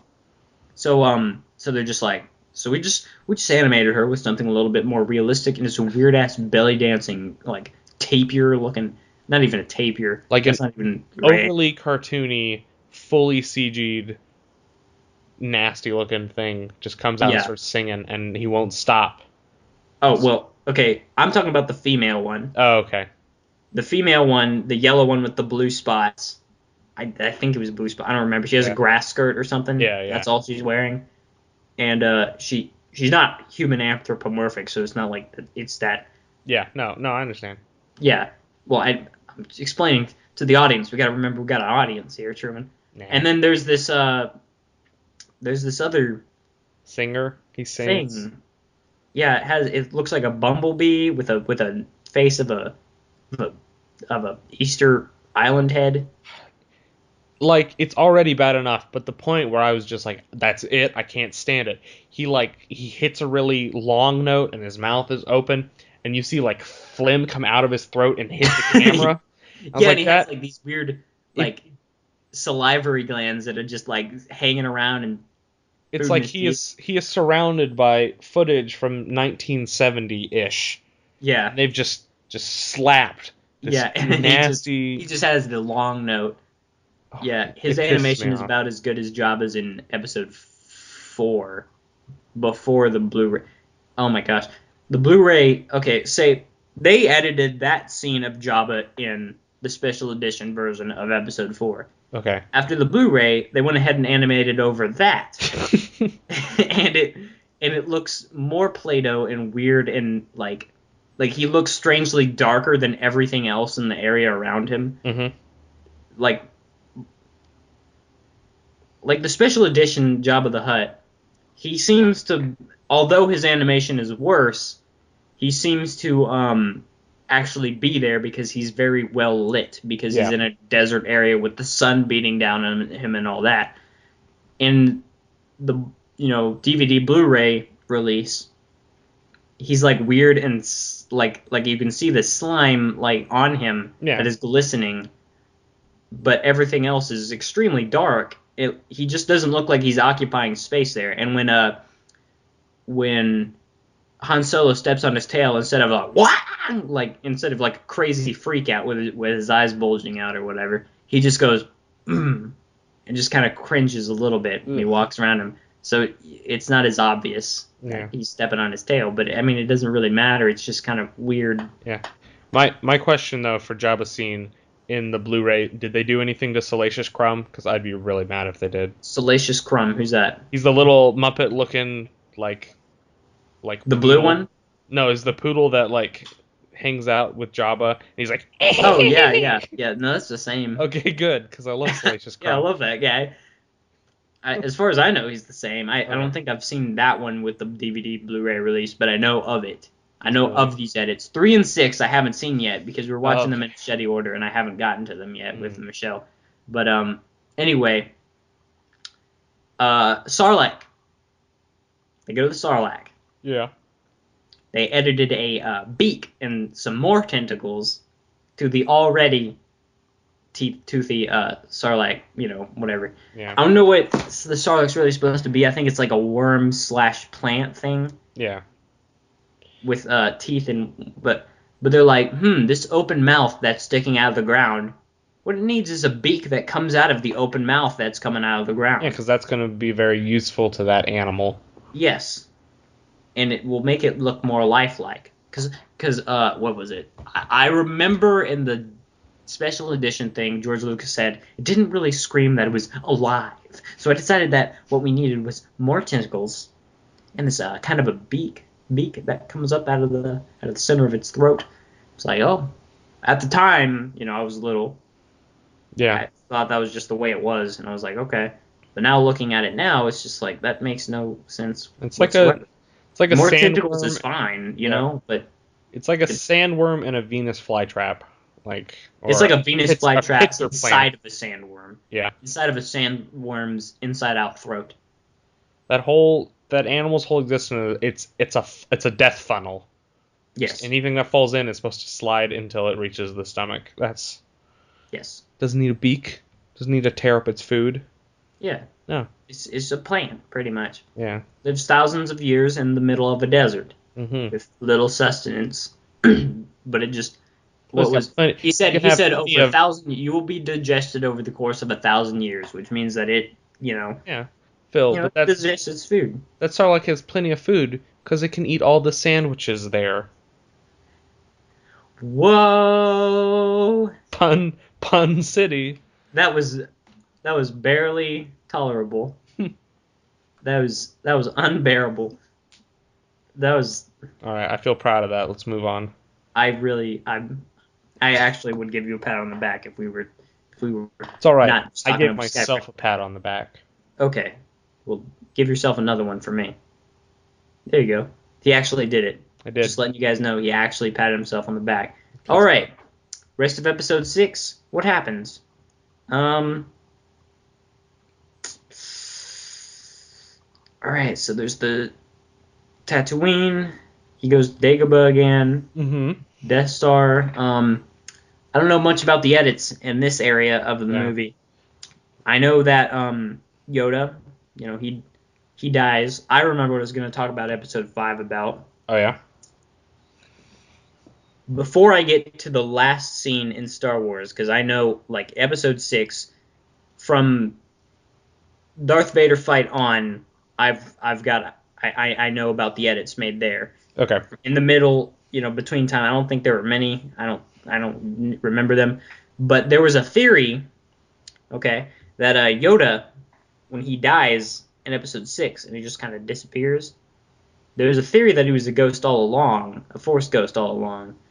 And the reason why is because remember in episode 5 when he says to Luke, go in that cave or whatever, and Luke has this weird fever dream. It's a tree, isn't it? Like a big old tree, whatever. He drops down into this this tunnel area, and there's like a blurry Darth Vader coming to get him with a lightsaber, and then Luke gets out his lightsaber, and they have this weird slow-mo, blurry, dream lightsaber fight. Yeah. Cuts off Darth Vader's head. It's like, what's this all about? But later finds out that it's his father at the end of the movie, but at this moment, it's just like, whoa, what was that all about? There's like there's no explanation for why he had that fever dream in the middle of that tree.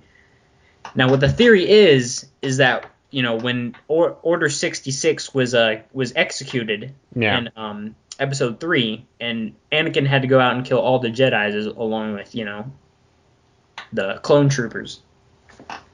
What Yoda was experiencing was when Yoda went to Dagobah for exile, just to get away from it all. Darth Vader knew where Yoda was because he could sense him, because Darth Vader can sense anybody anywhere in the galaxy pretty much that has any significance to him and is has force. Yeah. So it's got the midi-chlorians. Yeah, midi-chlorians. So what Luke was experiencing was Yoda's death. When Yoda Yoda's last stand when Darth Vader comes to Yoda's planet and kills him right then and there. That area is now haunted, and all the fog that is everywhere in Dagobah, ectoplasm. Gross. Also, when when Yoda picks up the food of Luke's or something, or the flashlight. I don't know. And it's like, and he's like he's holding it in front of R2D2. And R2D2 reaches out and grabs it. He says, "No, mine, mine," and he just like hits him with the stick. And then R2D2's like, "What the fuck is happening?" That stuff was hovering. It's levitating. Why would you R2D2 just snatch some Oh, treat out of Yoda's hand? It's because he just saw it levitating there. And he's just yeah. like, Like, "What's what the this all hell is about?" going on? He didn't want the treat. He wasn't trying to take it from Yoda. He was just like, let's just grab this to see what's going on here for a second. And then once the stick starts hovering and slapping him in the head over and over again, he's confused. Yeah. You could tell. And also, R2D2 never in that scene, any of those scenes, directly responds to anything that Yoda does, but he responds to Luke Skywalker. Mm-hmm. Except for the time that Yoda starts hitting him with the stick over and over again, in which case you'd probably be freaked out too if just a stick hovered and kept slapping you in the head. So Yoda's ability to use the Force is still there, and his spirit is still there. But when Luke goes and talks to Darth Vader, and Darth Vader tells him he's his dad, he says, "I can sense that Obi-Wan's been training you." He's known Yoda for quite some time. He'd probably be able to sense Yoda's influence on Darth Vader or on Luke Skywalker if he was trained by Yoda. He thinks Yoda's dead, though. Yeah. He killed him. You see? Yeah. No, that's So, really. I've never heard this series. It's really cool. Yeah. So probably he might have sensed Yoda's influence on him, but he'd be like, "That's impossible. Yoda's dead." So he just decided not to bring it up. Yeah. But he mentions Obi-Wan Kenobi, who he killed, in Episode 4. So it's just, why was he bringing him up and not Yoda? Because Yoda's dead. He already killed him. There's no way Luke could be having some, communication with him, because ghosts haven't been explained in the Star Wars universe yet, and they haven't really. It's all right. So yeah. So that's pretty cool. Yeah. But when Yoda dies at the end, of his 900-year slumber, and that's him coming to terms with his death. It's having closure, and finally. Yes. And says, "Now shall I rest? Yes, forever sleep." So he was no longer stuck as a ghost on that planet forever. And then he could show up as a blue ghost. For some reason, I don't know. Yoda's a ghost. Yeah, that was a theory that there you go. Yoda's a ghost. That's pretty cool. E.T., Ghostbusters, Star Wars, all same universe. Yeah. So that's why. Yeah. It's pretty cool. The Stay Puffed Marshmallow Man. Actually happened. He's canon. That's a stormtrooper. That's what they based the armor off of. Okay.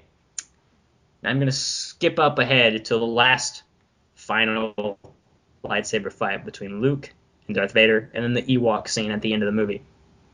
By the way, the Ewoks are animated. They have blinking eyes now on their Teddy Boy Bear costumes. Teddy Boy Bear. Animated purple blinking eyes on their set. That's beady. dumb. Yep.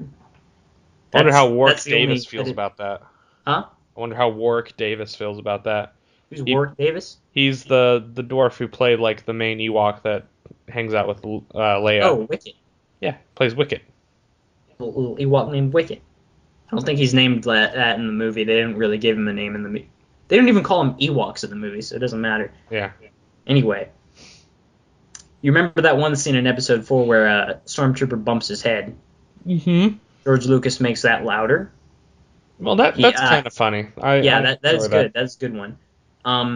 There's a moment where Han Solo is chasing all the stormtroopers down a hallway, and he says and then he freaks out because there's more stormtroopers around the corner. There's 5 stormtroopers there, but in the edited one, there's a whole bunch of them. That's stupid. I don't think that's that bad because I don't see why. If he's already running from some and then there's 5 more, that's enough of a threat to go like, oh. I guess you're right. Yeah, but his scream transforms from a battle cry to a oh shit, I gotta get out of here. Mm-hmm. But he's chasing like 2 or 3, and then when it's 5 more, yeah, I guess so. But I don't think that was that bad of an edit. It's not like editing another rock in front of R2-D2. It's not Jabba's palace. It's not Jabba's palace. All right. So It makes me so mad. You guys don't even know how mad I get at Jabba's palace. Luke and Darth Vader fighting. Yeah. That for the most part that's pretty like the original. And then he cuts off his hand, blah blah blah, and the Emperor's like, join me, you just finish him, whatever. And he says, no, I'll never join you. Tosses his lightsaber to the side. And then he says, so be it, Jedi, and just, electrocutes him. For the most part, I don't think that lightning was edited. If they did, Phil, they edited in the special edition, huh? Technically, the term execute, or not execute, electrocute, means to die by electricity, not to be shocked. Luke didn't die. He was not electrocuted. He was shocked. I learned that on Reddit. Spoiler alert, Luke Skywalker's a ghost. Oh. Ectoplasm. That's it. My God. At the end where you see Hayden Christensen, just, that was actually Luke Skywalker. Mm. And Luke Skywalker, who you saw, is Darth Vader, because Darth Vader didn't die. Wow. Plot twist. Anyway, so Darth Vader, he sees his son getting electrocuted, shocked. He was shocked. Zappy zap. And then he says, no. I was like, wait a minute. He was completely silent in the original movie. He just like looks at Luke, looks at the Emperor, looks at Luke, looks at the Emperor, and then just like tackles the Emperor and throws him over the balcony, and that's it. Right? You remember that? Yeah. I heard him say, no. Sure he didn't go, no! And then he does that.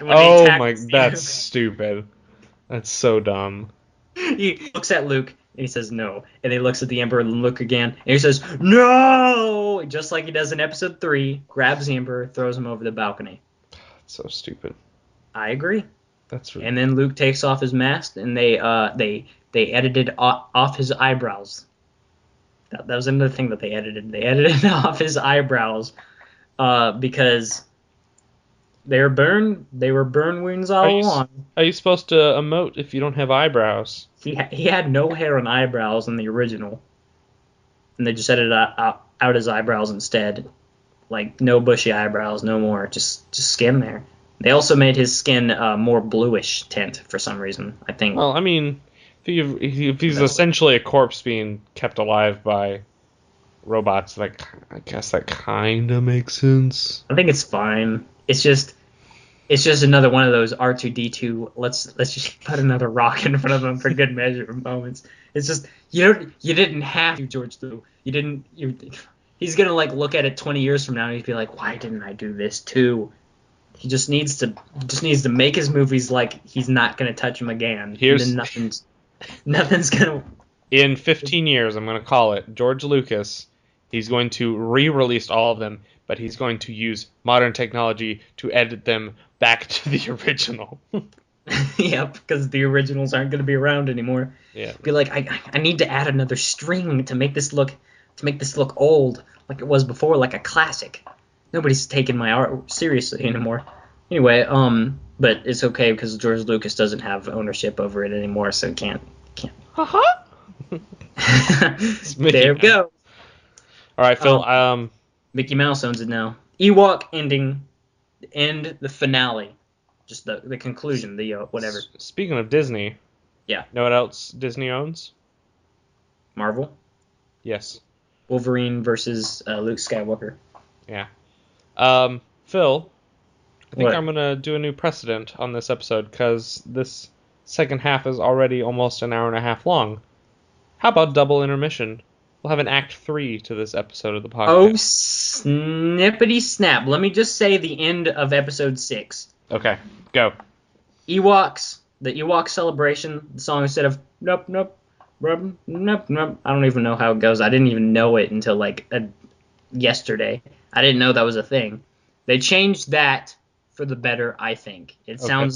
It's a better like song and it's a good conclusion for the Star Wars 6-part episode series. If you want to listen to that, it's on YouTube. It sounds really good. Yeah. Also, And then they edited Hayden Christensen's face.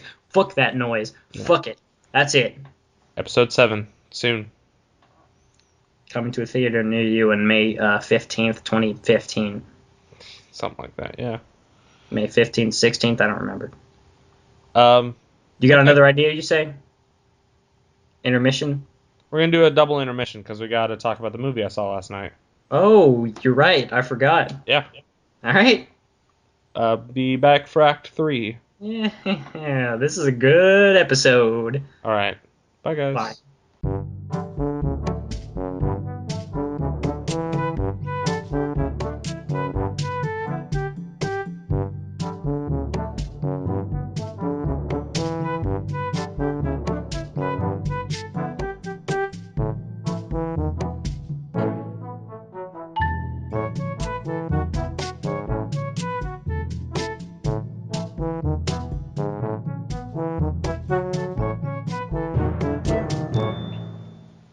Hi, guys. I totally forgot that We had we another were thing going to to talk talk about about. Captain America. So I just stole It's all right. all the time. That was a good. We were having some good discussions Okay. there. I mean, I could have saved that for a later episode. No. I know it was going to Because be so long. it's fresh. It's fresh in my head. I saw this. Yeah, you're I right. saw this movie less than 24 hours ago, and I made some notes. And I'm going to go through my notes in most important to least important things All right, I have to just say. so you guys know, I watched Captain America 2 as well. 4. It was I liked it a lot. And I'll just respond to everything Truman says in his notes because I didn't take notes. And obviously, guys, since this movie literally came out within the last week or two, we're probably going to spoil a brand new movie. Hopefully that won't deter you from listening to it, to our, our discussion. After you watch the movie. But spoiler alert, spoiler ahead. We're about to spoil all the shenanigans.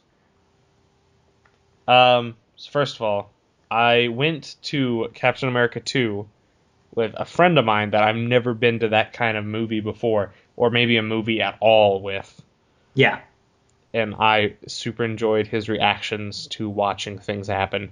He was like a little kid. What was your friend? His name, I'm just going to call him Purdy. People know Purdy. Okay. Hey, Purdy. He actually was at my apartment. That's why we had to record so late tonight. Okay.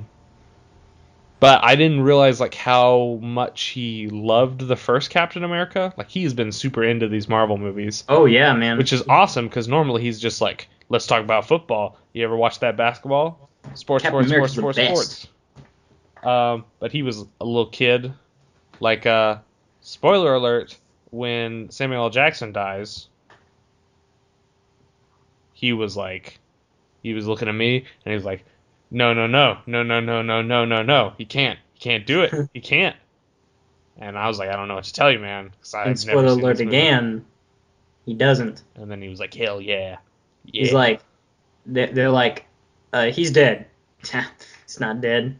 I hate JK, LOL, shit like that in movies. It actually it got me a little bit in that movie because maybe when Samuel L. Jackson died, I'd heard theories that he was going to die in these Marvel movie lineage. I think I said that in one of our episodes. Yeah, but so I was like, is this really the moment they're killing him off? Yeah. And then all that stuff like don't trust anybody, like all that stuff. I was like, oh my god. Yeah, I was like, oh my god, he's actually dead. He can't be dead, but it seems very possible that he is dead. Spoiler alert again. Shield is not a thing anymore. So, like, what is his character doing? What's his character? Also, the Agents of S.H.I.E.L.D. TV show. What are they going to do with that? Because S.H.I.E.L.D.'s no longer canon. It's Agents of S.H.I.E.L.D. : Uprising. The reason why I thought it was stupid that they're, like, bringing Nick Fury back so he's no longer, like a staple, like a, what's the word I'm looking for? like something that everybody can like move on, um, avenging, I guess you could say, in the Avengers. He should probably die in an Avengers movie instead of Captain Yeah. America, so it's equally effective Yeah. as everyone else. But It'll like be, when Phil Coulson died, yeah. and then everybody in the Avengers was like, we gotta just this loser that was in every single Marvel movie up until this point, Mhm. or most of them anyway, that was in this cinematic universe. Um, they just avenge him, and Yeah. it's cool, and like the way that he dies, contributes to Yeah. their Even somebody characters. with no powers who is essentially a bureaucrat at Shield still gets to Yeah, kick some ass on his deathbed, which is yeah, awesome. and then they're just, oh, just kidding. He has his own TV show now. It's Agents of Shield. I was like, really, come on. There's And then also they did that again with Nick Fury, even though it wasn't as stupid and tacked on. I I think it's the same thing. It's like they already done this before, and it wasn't them. yeah. It wasn't their fault. It was a spin-off series that did pulled a different trick. But I mean, you already kind of revealed your one trick pony, so it's already like a thing that you can just revive Shield characters whenever you want. There's a fan theory that the Agents of Shield Nick Coulson is actually like a robot. Rope. I know, So that's pretty cool. but I don't know why. I haven't seen that show, so I Yeah. wouldn't know. I've heard it's really hit or miss. It's It's like, really okay. yeah. Not anything to write home about. Nothing, because they're trying to play it safe by the movies. That dooms them Yeah. for no creativity whatsoever. Yeah, because they can't bring like cool characters in because they need them for the actual plot lines later. Right. You don't want So to fuck shit up. so every so often you'd be like, oh, that's a cool character. I'm really glad that's in Agents of Shield. But then most of the time you're like, I've never heard of these people. Yeah, I want to see Marvel without the superheroes. Yep. Huh? You don't. What? Too Why bad. not? What is Coming to what is ABC Marvel without superheroes? Oh, but it's just the best Agents of Shield in my sitcom, or I it's mean, reality TV show you've CSI. ever seen. It's like CSI. Huh? Yeah, It's like CSI. CSI. Okay. Um. Next thing I'm gonna say on my list.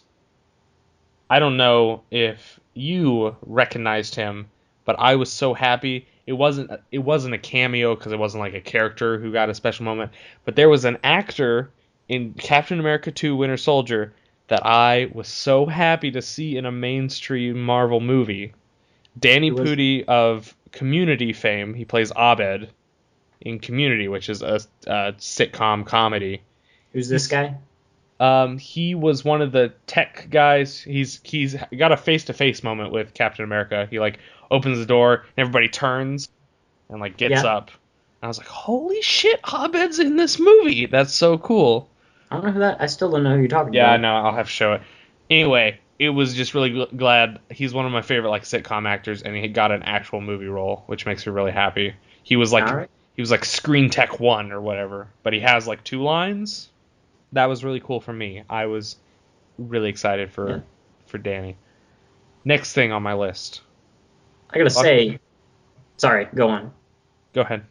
It wasn't expanding on that. It was just Oh, a separate idea, but you have a separate idea of your own, so I'll see if I can.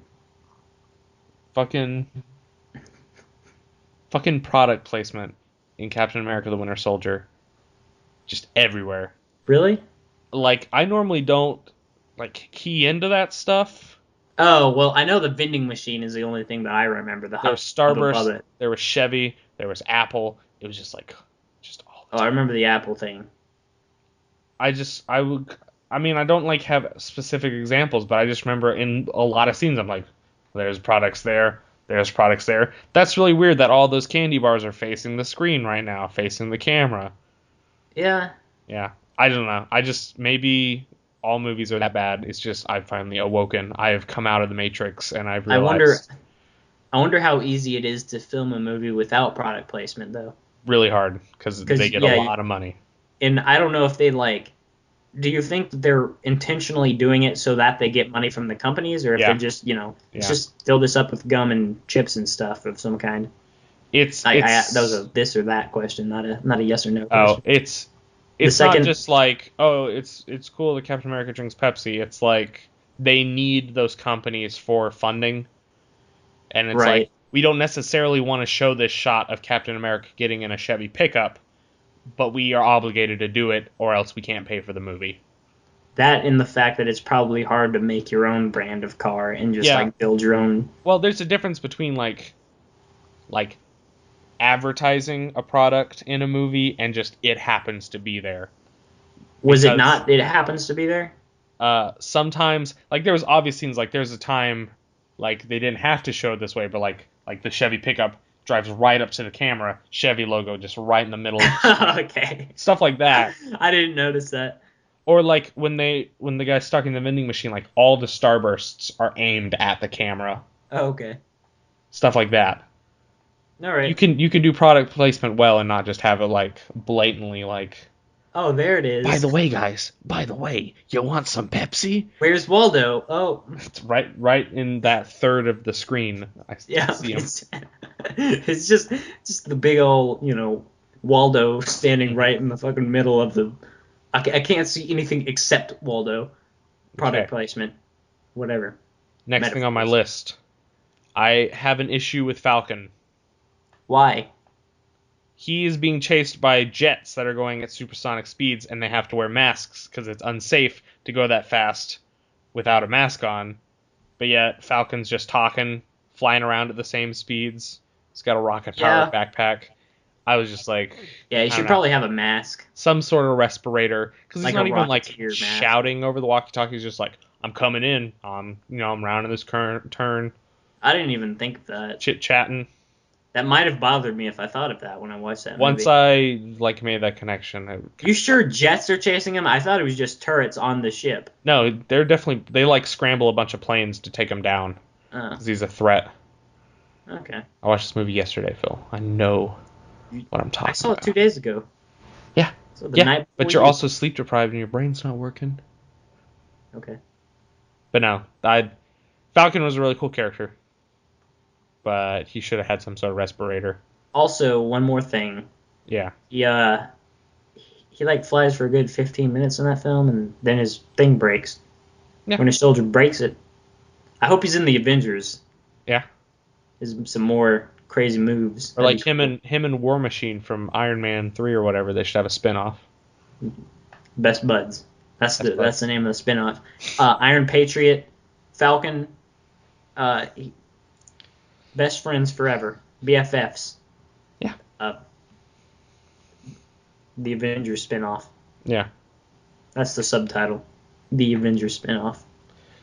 Sorry, going back to Purdy's reaction. Purdy, he has this laugh when he gets like really excited about things. Yeah. The first time you see Falcon take off or like show up, he did that laugh and he super enjoyed. He more than once looked at me and said, "That is so cool." So that made me laugh. That's nice. It's like, you see a little sparkle in his eye, like Yeah. that small child, just sheer enjoyment. hmm Just, I love Okay. that. Next thing, I'm trying to go in like closer and closer to being actual plot things I'm talking about. Yeah. Stan Lee's cameo was Yeah. really good.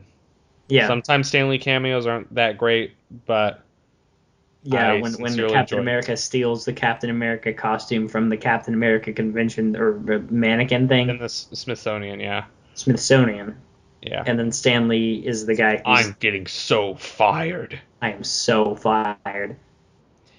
Like 'Cause he's Stan the Lee's guard. looking, That was Stan Lee's good, looking yeah. great for like 85 Every time we years see a Marvel movie with Dad, because I watched that movie with. Sorry, what was old. I that? said Stan Lee is looking great for like 85 years old. I know. Every time we watch a Marvel movie with Dad, because I watched this movie with Dad in theaters, every time I have to say that's Stan Lee. That's the guy I tell you every movie. There he is. Yeah. And he just forgets every single time. I swear we've seen Hulk, Iron Man 2, Thor, Avengers. I guess that's it. He has a good cameo in the Hulk. Yeah, and Captain America. The Hulk, he's Captain got a America really good 2. cameo. I watched those 7 with Dad, and every time I point him out, and Dad forgets who he is every single time. Yeah, he is. He's the guy that makes all the things. He's the except for one Thor. who created all these characters. Yeah, all of them, except for Thor, Mm-hmm. which is Funnily, the least creative of them all. I didn't like the Thor movie at all. Yeah, it was the one I was least excited for. Thor: The Dark World Haven't seen it. is awful. I already told you about that on this Mm, on the show. Even the it's Dark just Elves.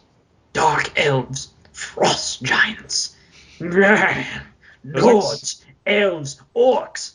so much potential for a good Thor movie, and they're just kind of The the shit. Like there's been a Magic is couple just a times. science that we don't understand yet. Okay, why don't you just say that it's fucking magic so that Thor could be like the only magic man in this entire universe instead of, oh, it's science. It's just science. When I have this thunder, God thunder of the hammer, Science hammer, lightning, hammer of science. science. I hate that shit. Like, why can't he just be a magic man? That'd be Yeah. hilarious. Because there's an animated Avengers movie, Ultimate Avengers, Yeah, and in that movie, like Thor's got some cool moments. Like he calls to Odin, like, and they have a chat, yeah. and then he has like a vision of all the Avengers like dead on a battlefield. And he's like, oh shit, I have to save everyone. That'd be cool. Yeah, nope, Nope. got dark elves. Dark elves and his emo brother, his Scar Hamlet ripoff. Mm, Is it King Claudius? I don't fucking know. yeah, that sounds right. Yeah, I don't remember. But yeah, it was just awful. Okay, so next thing, whenever what's his name, older guy, not Stanley, the other top dog on Shield, Pierce. I think his name's Pierce. Yeah, Pierce. When he's talking to the council, I was like, this. I'm watching Star Wars right now because they had Yep, those the hologram holograms. chairs. Everybody, I thought that too.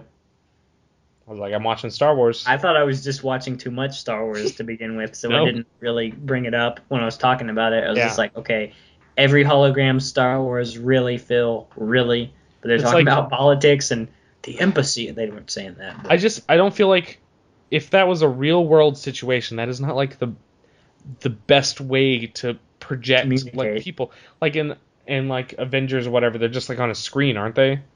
They're just Yeah, talking. That seems like way one. It's cheaper. yeah, Two, you can have more than four damn people. If like maybe there's a fifth person we need to bring in, well, we'd have to install another hologram chair. yeah. With No, the full 3D cylindrical whatever.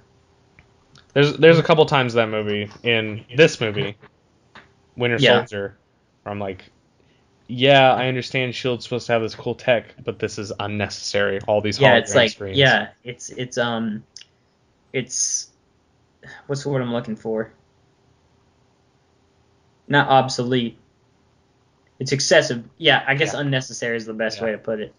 It's expensive and it's not practical. Practical, that's what I'm yeah. looking for. Yeah, Especially if they're building like these super like trillion, quadrillion dollar warships. yeah, that Just fly in the gonna sky. they're gonna waste all this money on these unnecessary screens.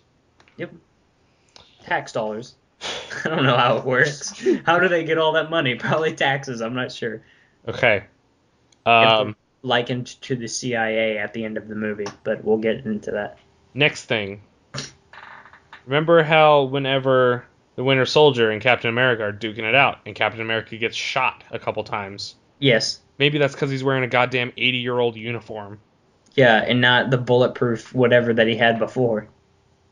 Didn't he? Was that was a bulletproof vest in the original Captain America? Is it not? Yeah, but that's like a World War II era bulletproof vest, Right. not a 2014 like ultra commando like You're super right. military bullets. Why doesn't he get one of those? Yeah, Because he's on the run. That's why. I feel like Fury has this whole underground like safety net that he's built. Yeah. I know he has things in there to keep him safe, including ammunition, Yeah. bulletproof vests that Yeah. actually stop bullets, Mhm. not three ply cloth uniform that Yeah. stops musket balls. Yeah. That I was like, That is way beyond that time, Truman. yeah, I know. Muskets were not World War II. Somebody had a musket in World War II, Probably one man. but I His was name just was like, uh his name was Musket Bill. I just in my head I was like mad His at Captain banker. America. He got shot, and I was like, that's what you get. You chose vanity. You wanted to look cool over. Musket Man Bill. You wanted to look cool rather than wear something that's going to protect you from bullets. Yep. Milfred. What's the name? Whatever. I was trying to think of a good M name. I just remember something too. What? He has a compass where he put Peggy's face inside of it to like remember her. Yeah. You can't use that compass anymore because that back wall has a purpose in that style of compass. It's got a slit with a string that runs through it, and you use a little mirror to aim it at things. You can't aim that compass anymore. He ruined Wait. a compass. What about a compass? Okay, so he has a compass. Oh, I gotcha. I gotcha. He covered the back wall glass with The back wall is supposed to have a slit with a piece of wire through it that Okay. you use the little mirror on the opposite end to aim your compass at a point, and then you bring it down and see your direction. That's how that style of military compass works. That compass doesn't work like that anymore because he ruined it by slapping that picture of Peggy in it. That nursing home scene was so sad. Yeah, it was all right. It's pretty sad. Just showed it for a second, and like they didn't get into the whole, "Oh, I love you." Want to fuck? Oh, but I already sold my heart to somebody else. Sold. I already gave my heart to another Sold it. man, and I had since gotten over the fact that you have Yeah. died, so I can't see you anymore. And then Captain America goes, "Oh," and then leaves. It wasn't anything like that, which is good for the movie. Yeah, I'm really glad they didn't linger in that scene. They could have really drawn it out and made it Yeah. like melodramatic. And they didn't go back to her after that. It's Nope. just she's alive now. He visits her sometimes. That's Mm-hmm. it. That's good. I like that. Yeah, yeah, yeah. Okay, next thing on my list. How about you don't wear an 80-year-old suit, not bulletproof? Good I want job. to save. I want to save that one. Let's talk about Winter Soldier, the actual character. Yeah. Me and Purdy were debating on like, is it gonna fall into the trope of him, being a good guy at the end, all that kind of stuff. Anakin Skywalker. Yeah. Just you left me. You you offered me your hand, but you didn't reach far enough. And now I'm dead now. So this is how I'm gonna get my revenge on you, Captain America. I don't know how they're gonna play that out because I knew it was Bucky before I watched the movie. Oh, I But didn't. I didn't. I remember. Wisdom, my freaking little cousin spoiled it for me. He said, "The Winter Soldier, you gonna watch that movie?" I said, "Yeah." And he said, "That's Bucky. That's the guy that fell off the train in Captain America 1." And you were like, I was like, "Are you shh. serious?" And he said, "Yeah, Norman told me." And Norman's like, I was to Norman as he is to me, so Mm-hmm. I knew Norman was legit. So I Yeah. was just like, damn it. It's like it had been so long since I watched the first Captain America when the big reveal scene where he knocks his mask off Yeah, and they have that eye contact moment. I was like, I know this is supposed to be like a big deal, but I have no clue what I'm looking at. Like I didn't make the connection that yeah, was Bucky until somebody said, "Captain, that was that guy. Remember that guy from the first movie? yeah. That was him." And then I was like, "Oh, okay." What they should have done was they should have shown his face, and like as he turned around, you see Bucky's face first from the first movie, Hmm. and it just just like a sideways, just a wipes away his face, just like what's that called, a transition, Yeah. and it just shows his face instead, like the long hair, creepy, whatever. That would be awful. But until Captain said Presented like Bucky, that, but something to that effect, yeah. where they show the face of like the familiar face before the stranger one, so that Hmm. you can feel what Captain America's feeling. Like Or you if can it instantly recognize it. or if it was they make the eye contact and then there's just like a pulse, like a pump of Yeah, old yeah, Bucky's yeah. There you face. go. Yeah. Hopefully not with like some really cliche sound effect on top of it. Boom, boom. Yeah, it should just be like. That's it. That's gonna come out really great because you glitched and it sounds really funny. Um, Okay. But anyway, I think it was really cool that like he was a bad guy, but not necessarily by his own means being a bad guy. Right, because he had his mind wiped and he was Yeah, hypnotized, yeah, hypnotized. hip, hypnotized. Yeah, because they're like he's been out of cryogenics too long, and he's like, and he starts remembering things, and they're like, whoa, whoa, whoa, shock the crap out of him right now. Wipe his mind again. And then he's like, I don't know you, blah blah blah blah blah. Yeah, and he was crying. And then That was powerful stuff. By the way, Scarlett Johansson's line, they call him the Winter Soldier. Ba-dum-bum. Ba-dum-bum. Yep, Yep. that's it. I was just, she looks directly at the camera, Mhm. pans into her face, Winter Soldier slaps on the screen. That far into the movie, that's the Yeah. way all movies should be. But Purdy and I, we were being bad moviegoers, and we were discussing the movie as we're watching it. But Was we anybody like tapping you on the shoulder and being like, no, because there was a super drunk guy in front of us who was making even more of a ruckus. So okay, well, that's there was good. also, let me tell you, I was Was it really like us mad. when we watched Kick-Ass in theaters? Kinda. He like Like this drunk guy. He was really drunk. We could smell the alcohol on him, and he like got up to go to the bathroom and like tripped and like fell on top of the people in front of him. And he was like, "Whoa, man, I'm so sorry." And he started hugging them as he's walking out the aisle. What did you see their reaction or hear what they were saying? At the end of the movie, when everybody left and we're still watching the credits, they like turned back to us. And like Yeah. we had that exchange of like, yeah, we saw that happen. Yeah. What was that? That's But the one that guy kind of made me laugh. But there was a guy sitting, not the seat directly in front of me, but the one to the left of the one in front of me, and he was smoking one of those e-cigs. So I'd be watching a movie, just a little cloud of smoke would come up in front of my face. Yeah, great. Thanks. I was getting so mad. I was Thanks, faggots. super pissed off. Yeah.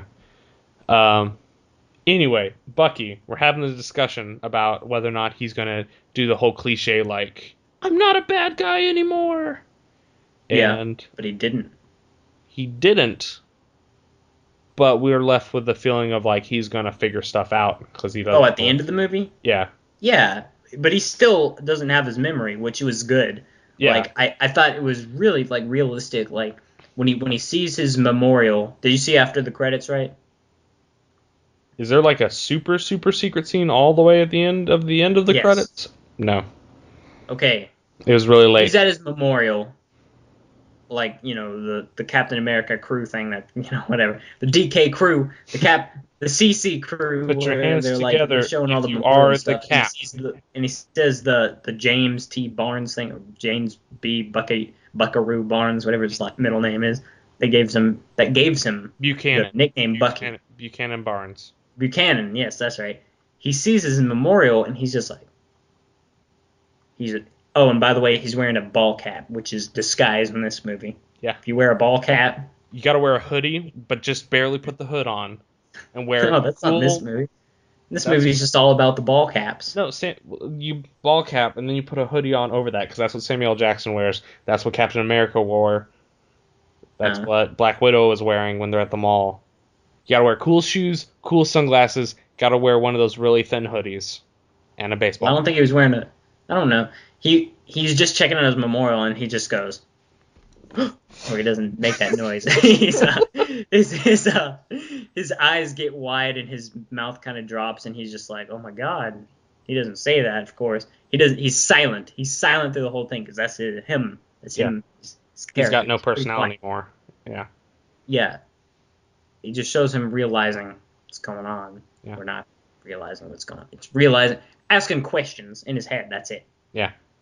Like, I'm glad that they didn't pick a definite on whether or not he's good or evil at the end of the movie. They just kind of skirted that line. He's good enough that he didn't let Captain America just die. Kind of saved him from the waters. But at the extent he, like, made sure he was breathing and left him on a riverbank. That was the extent of how he was going to help this guy.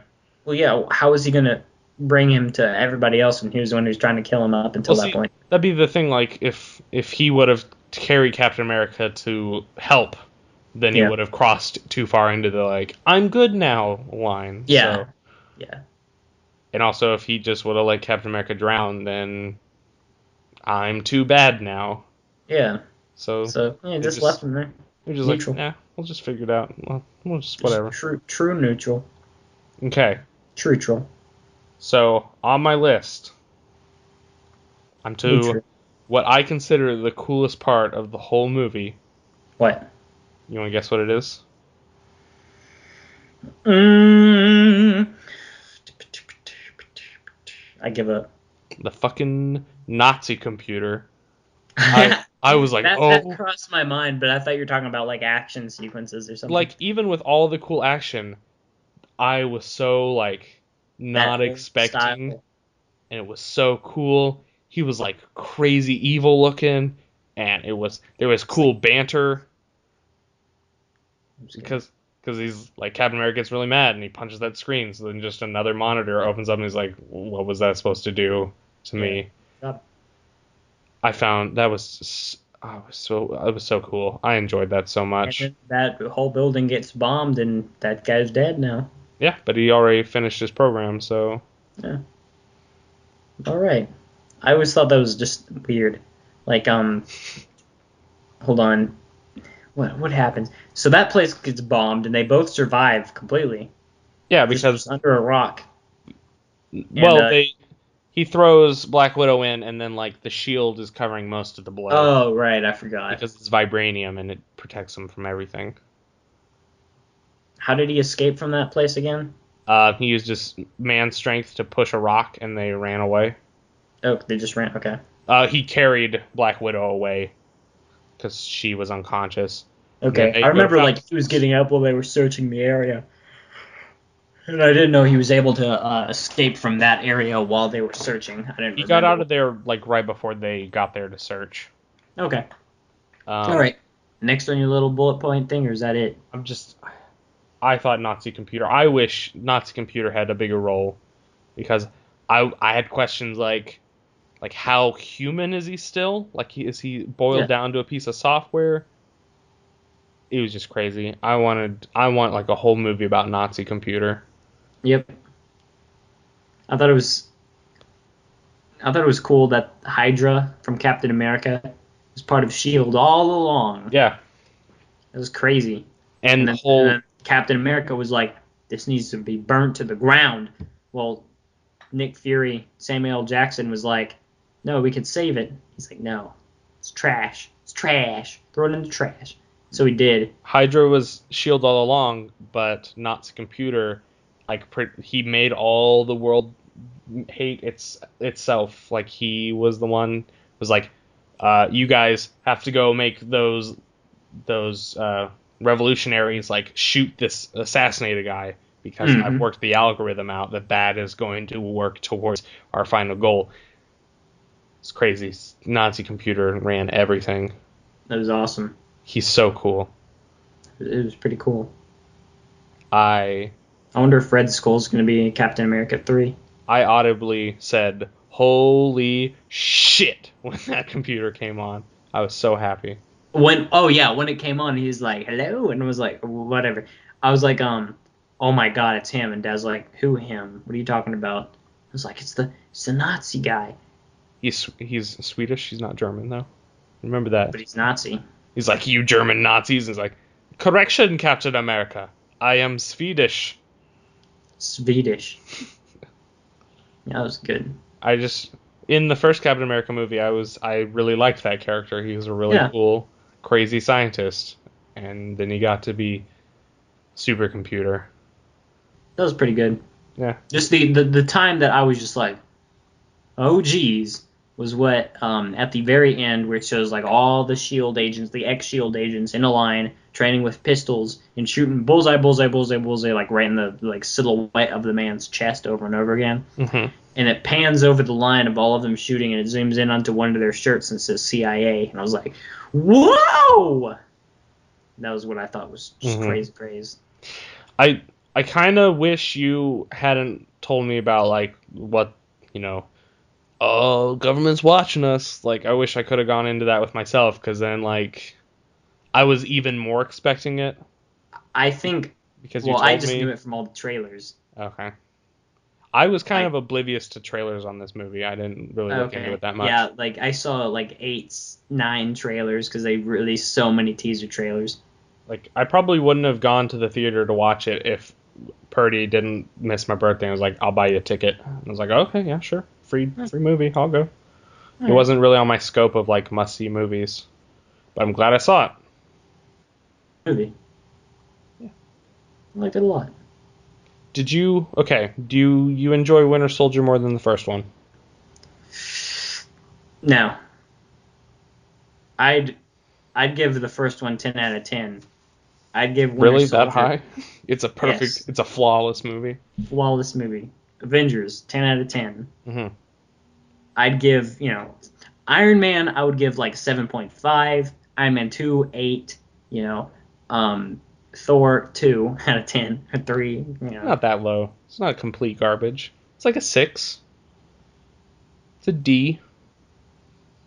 Like, try harder next time, Marvel, and then they did. I wouldn't give it a 6. You're really generous. Whenever things, I'd give Thor: The Dark World. Okay, yeah, 2 is a bit low. Yeah, two is like there Thor are is 3 technical out of 10. I'd problems. give Thor 3 out of 10. Dark World 4 out of 10. Just 2 stars for that. Hmm. But whatever. And the Incredible Hulk, I don't I remember that love that movie. movie. That movie's great to me. I I enjoy it don't a lot. remember it. I haven't seen it in quite some time. It's better than the But first one. but Captain America 2, give it a 9. See, I It's feel not a like 10. It's not flawless yeah. because the action scenes a little bit too drawn out. A little bit. I kind of But besides there like the but there was not one-on-one as much like fights. fantasy violence and stuff. It was like real stuff. It was Yeah. heavy shit that was happening. So it was a little bit stressful to watch in not in a bad way. It's like in a Breaking Bad kind of way. Yeah. I don't know. I feel like besides like the one-on-one fights like Captain America and Winter Soldier, like most of the action in the movie I feel like was pretty fast paced. Yeah, it It's was fast paced, but it just three lasted a long ships, time. There's a three lot of fast ships. paced action, Yeah, is what it I'm was like saying. there's 3 ships. Took down one. Took down the second one. Okay, I now was we got like, to build the story a little bit for the third one because it's the big climax. But they're yeah, just like, I was like, I don't know. I needed more breathing time. He's like, come, slow down, guys. I'm getting too excited here. I do think I remember watching like the first fight scenes on the boat at the beginning of the movie. Yeah, I was just thinking like, can we zoom the camera out a little bit? Like I was just like, I I can't just, see. Like they were doing too much shaky cam. I don't remember. I remember, I just remember Captain America dived into the water from the helicopter and which he was gets on the cool. boat and he's just dry as a towel. Well, he took all that time to climb the anchor Oh chain yes, in the in the cold wind. air, Yeah. cold sea shore, no sea mirror sea, whatever word I'm looking for, the Like ocean air. like all the espionage takedowns are really cool, but like when it got to the point where they're like actually like doing actual fights that were I, drawn out a little bit, I was just like I can't concentrate because the camera's too close mhm. to everything and it's just moving around way too much. You remember when the guy asks, "Was he wearing a parachute?" And he says, "No, no, he wasn't. If he was wearing a parachute, they'd totally see him Yeah, well, I because he mean like everybody landed right else next used to a the ship. parachute. They'd just be like, oh, and they just shoot him down.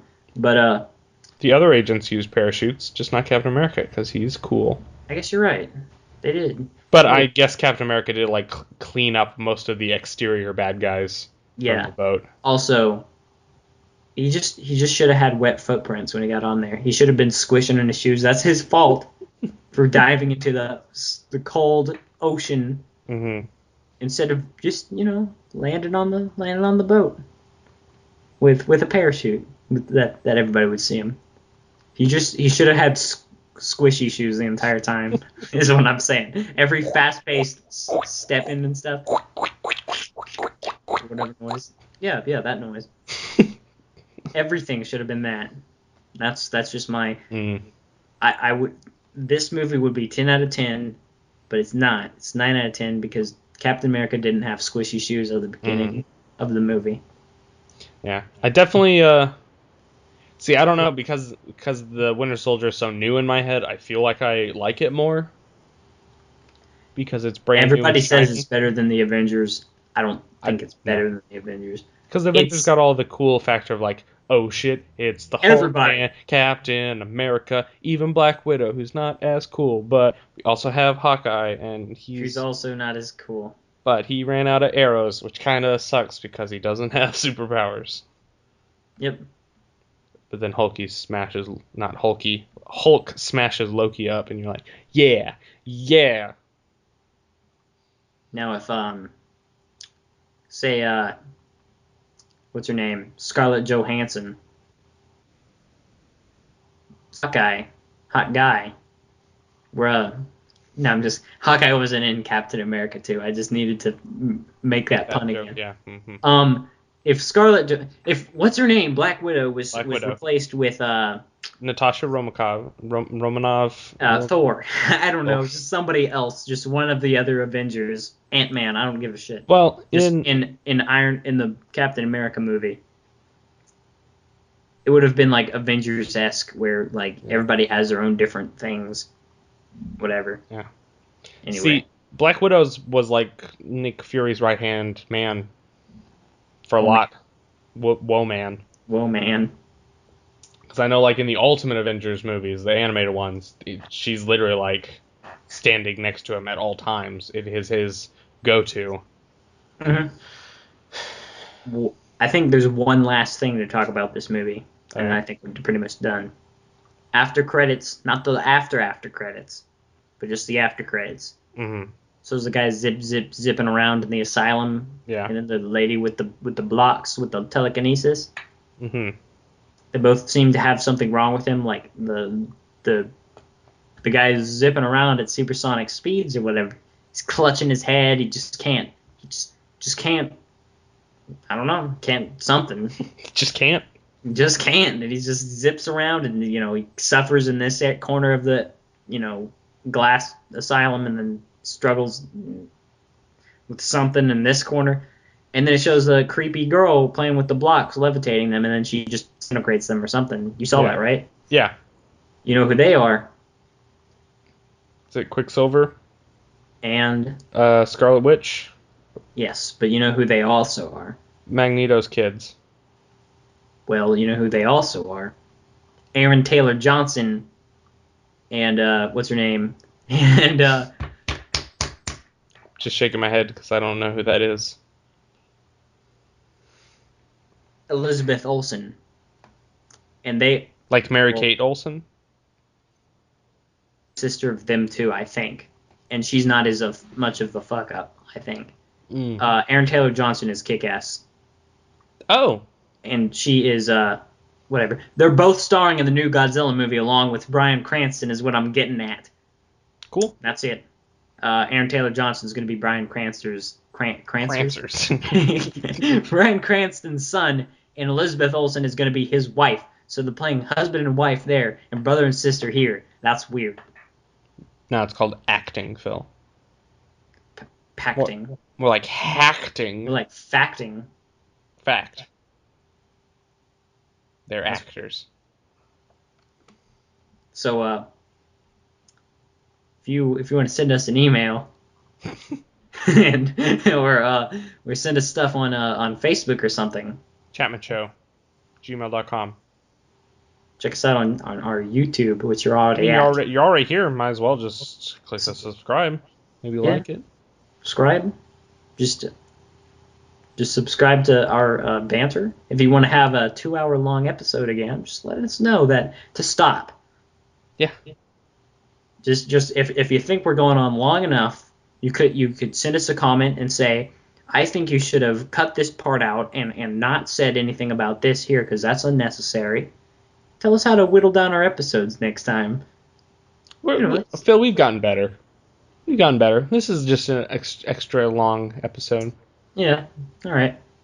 I think before the first intermission, I was a little out of it. Yeah. I think I picked up my game after the second. When we stop talking about Star Wars. Sorry, man. Star Wars. Sometimes like you gotta make your presence. You gotta Just solidify it. Just More like just Star Snores. put your fist up on the desk and say, "Hey, world, this is me here now in this office, telling you about the things that I like. You have an Deal with office? it." Huh? You have an office now? Yes, and this is it. This is my office. In So our, welcome everybody. our secret, the chat lair where we hang out? Little do you guys know that we have a chat layer.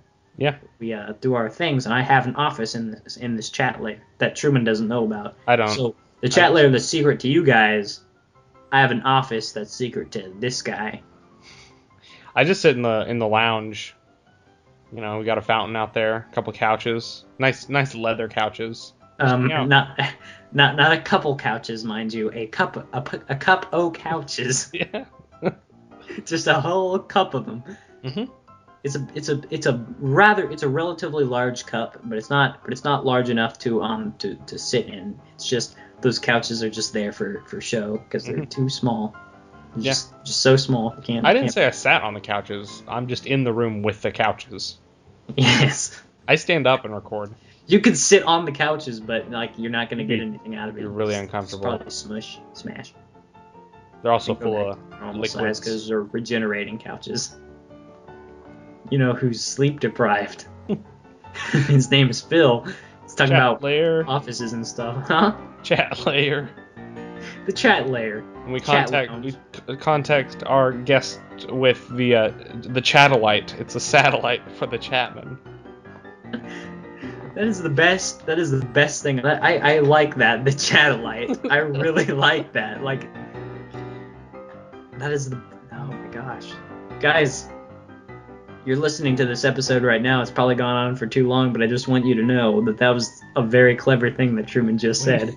When we are an actual show with actual things, our opening cinematic is just gonna be like a mountain and a radio beam flies out of the mountain into space, and there's like a giant microphone in space orbiting the Earth, and it picks it up and then it bounces it back down to like we go in through somebody's roof and it pans down onto a YouTube screen and it just says the Chatmen. That's the coolest thing I've ever heard. I'll get some animatics. And we gotta buy some Chatelites. Chatelites. Alright guys, check us out on Twitter, Facebook, YouTube, all that stuff. We gotta get out of here, man. We have to. We're gonna send us some emails all night. Alright, we're gone. Bye. Bye. See you, bros. Friends.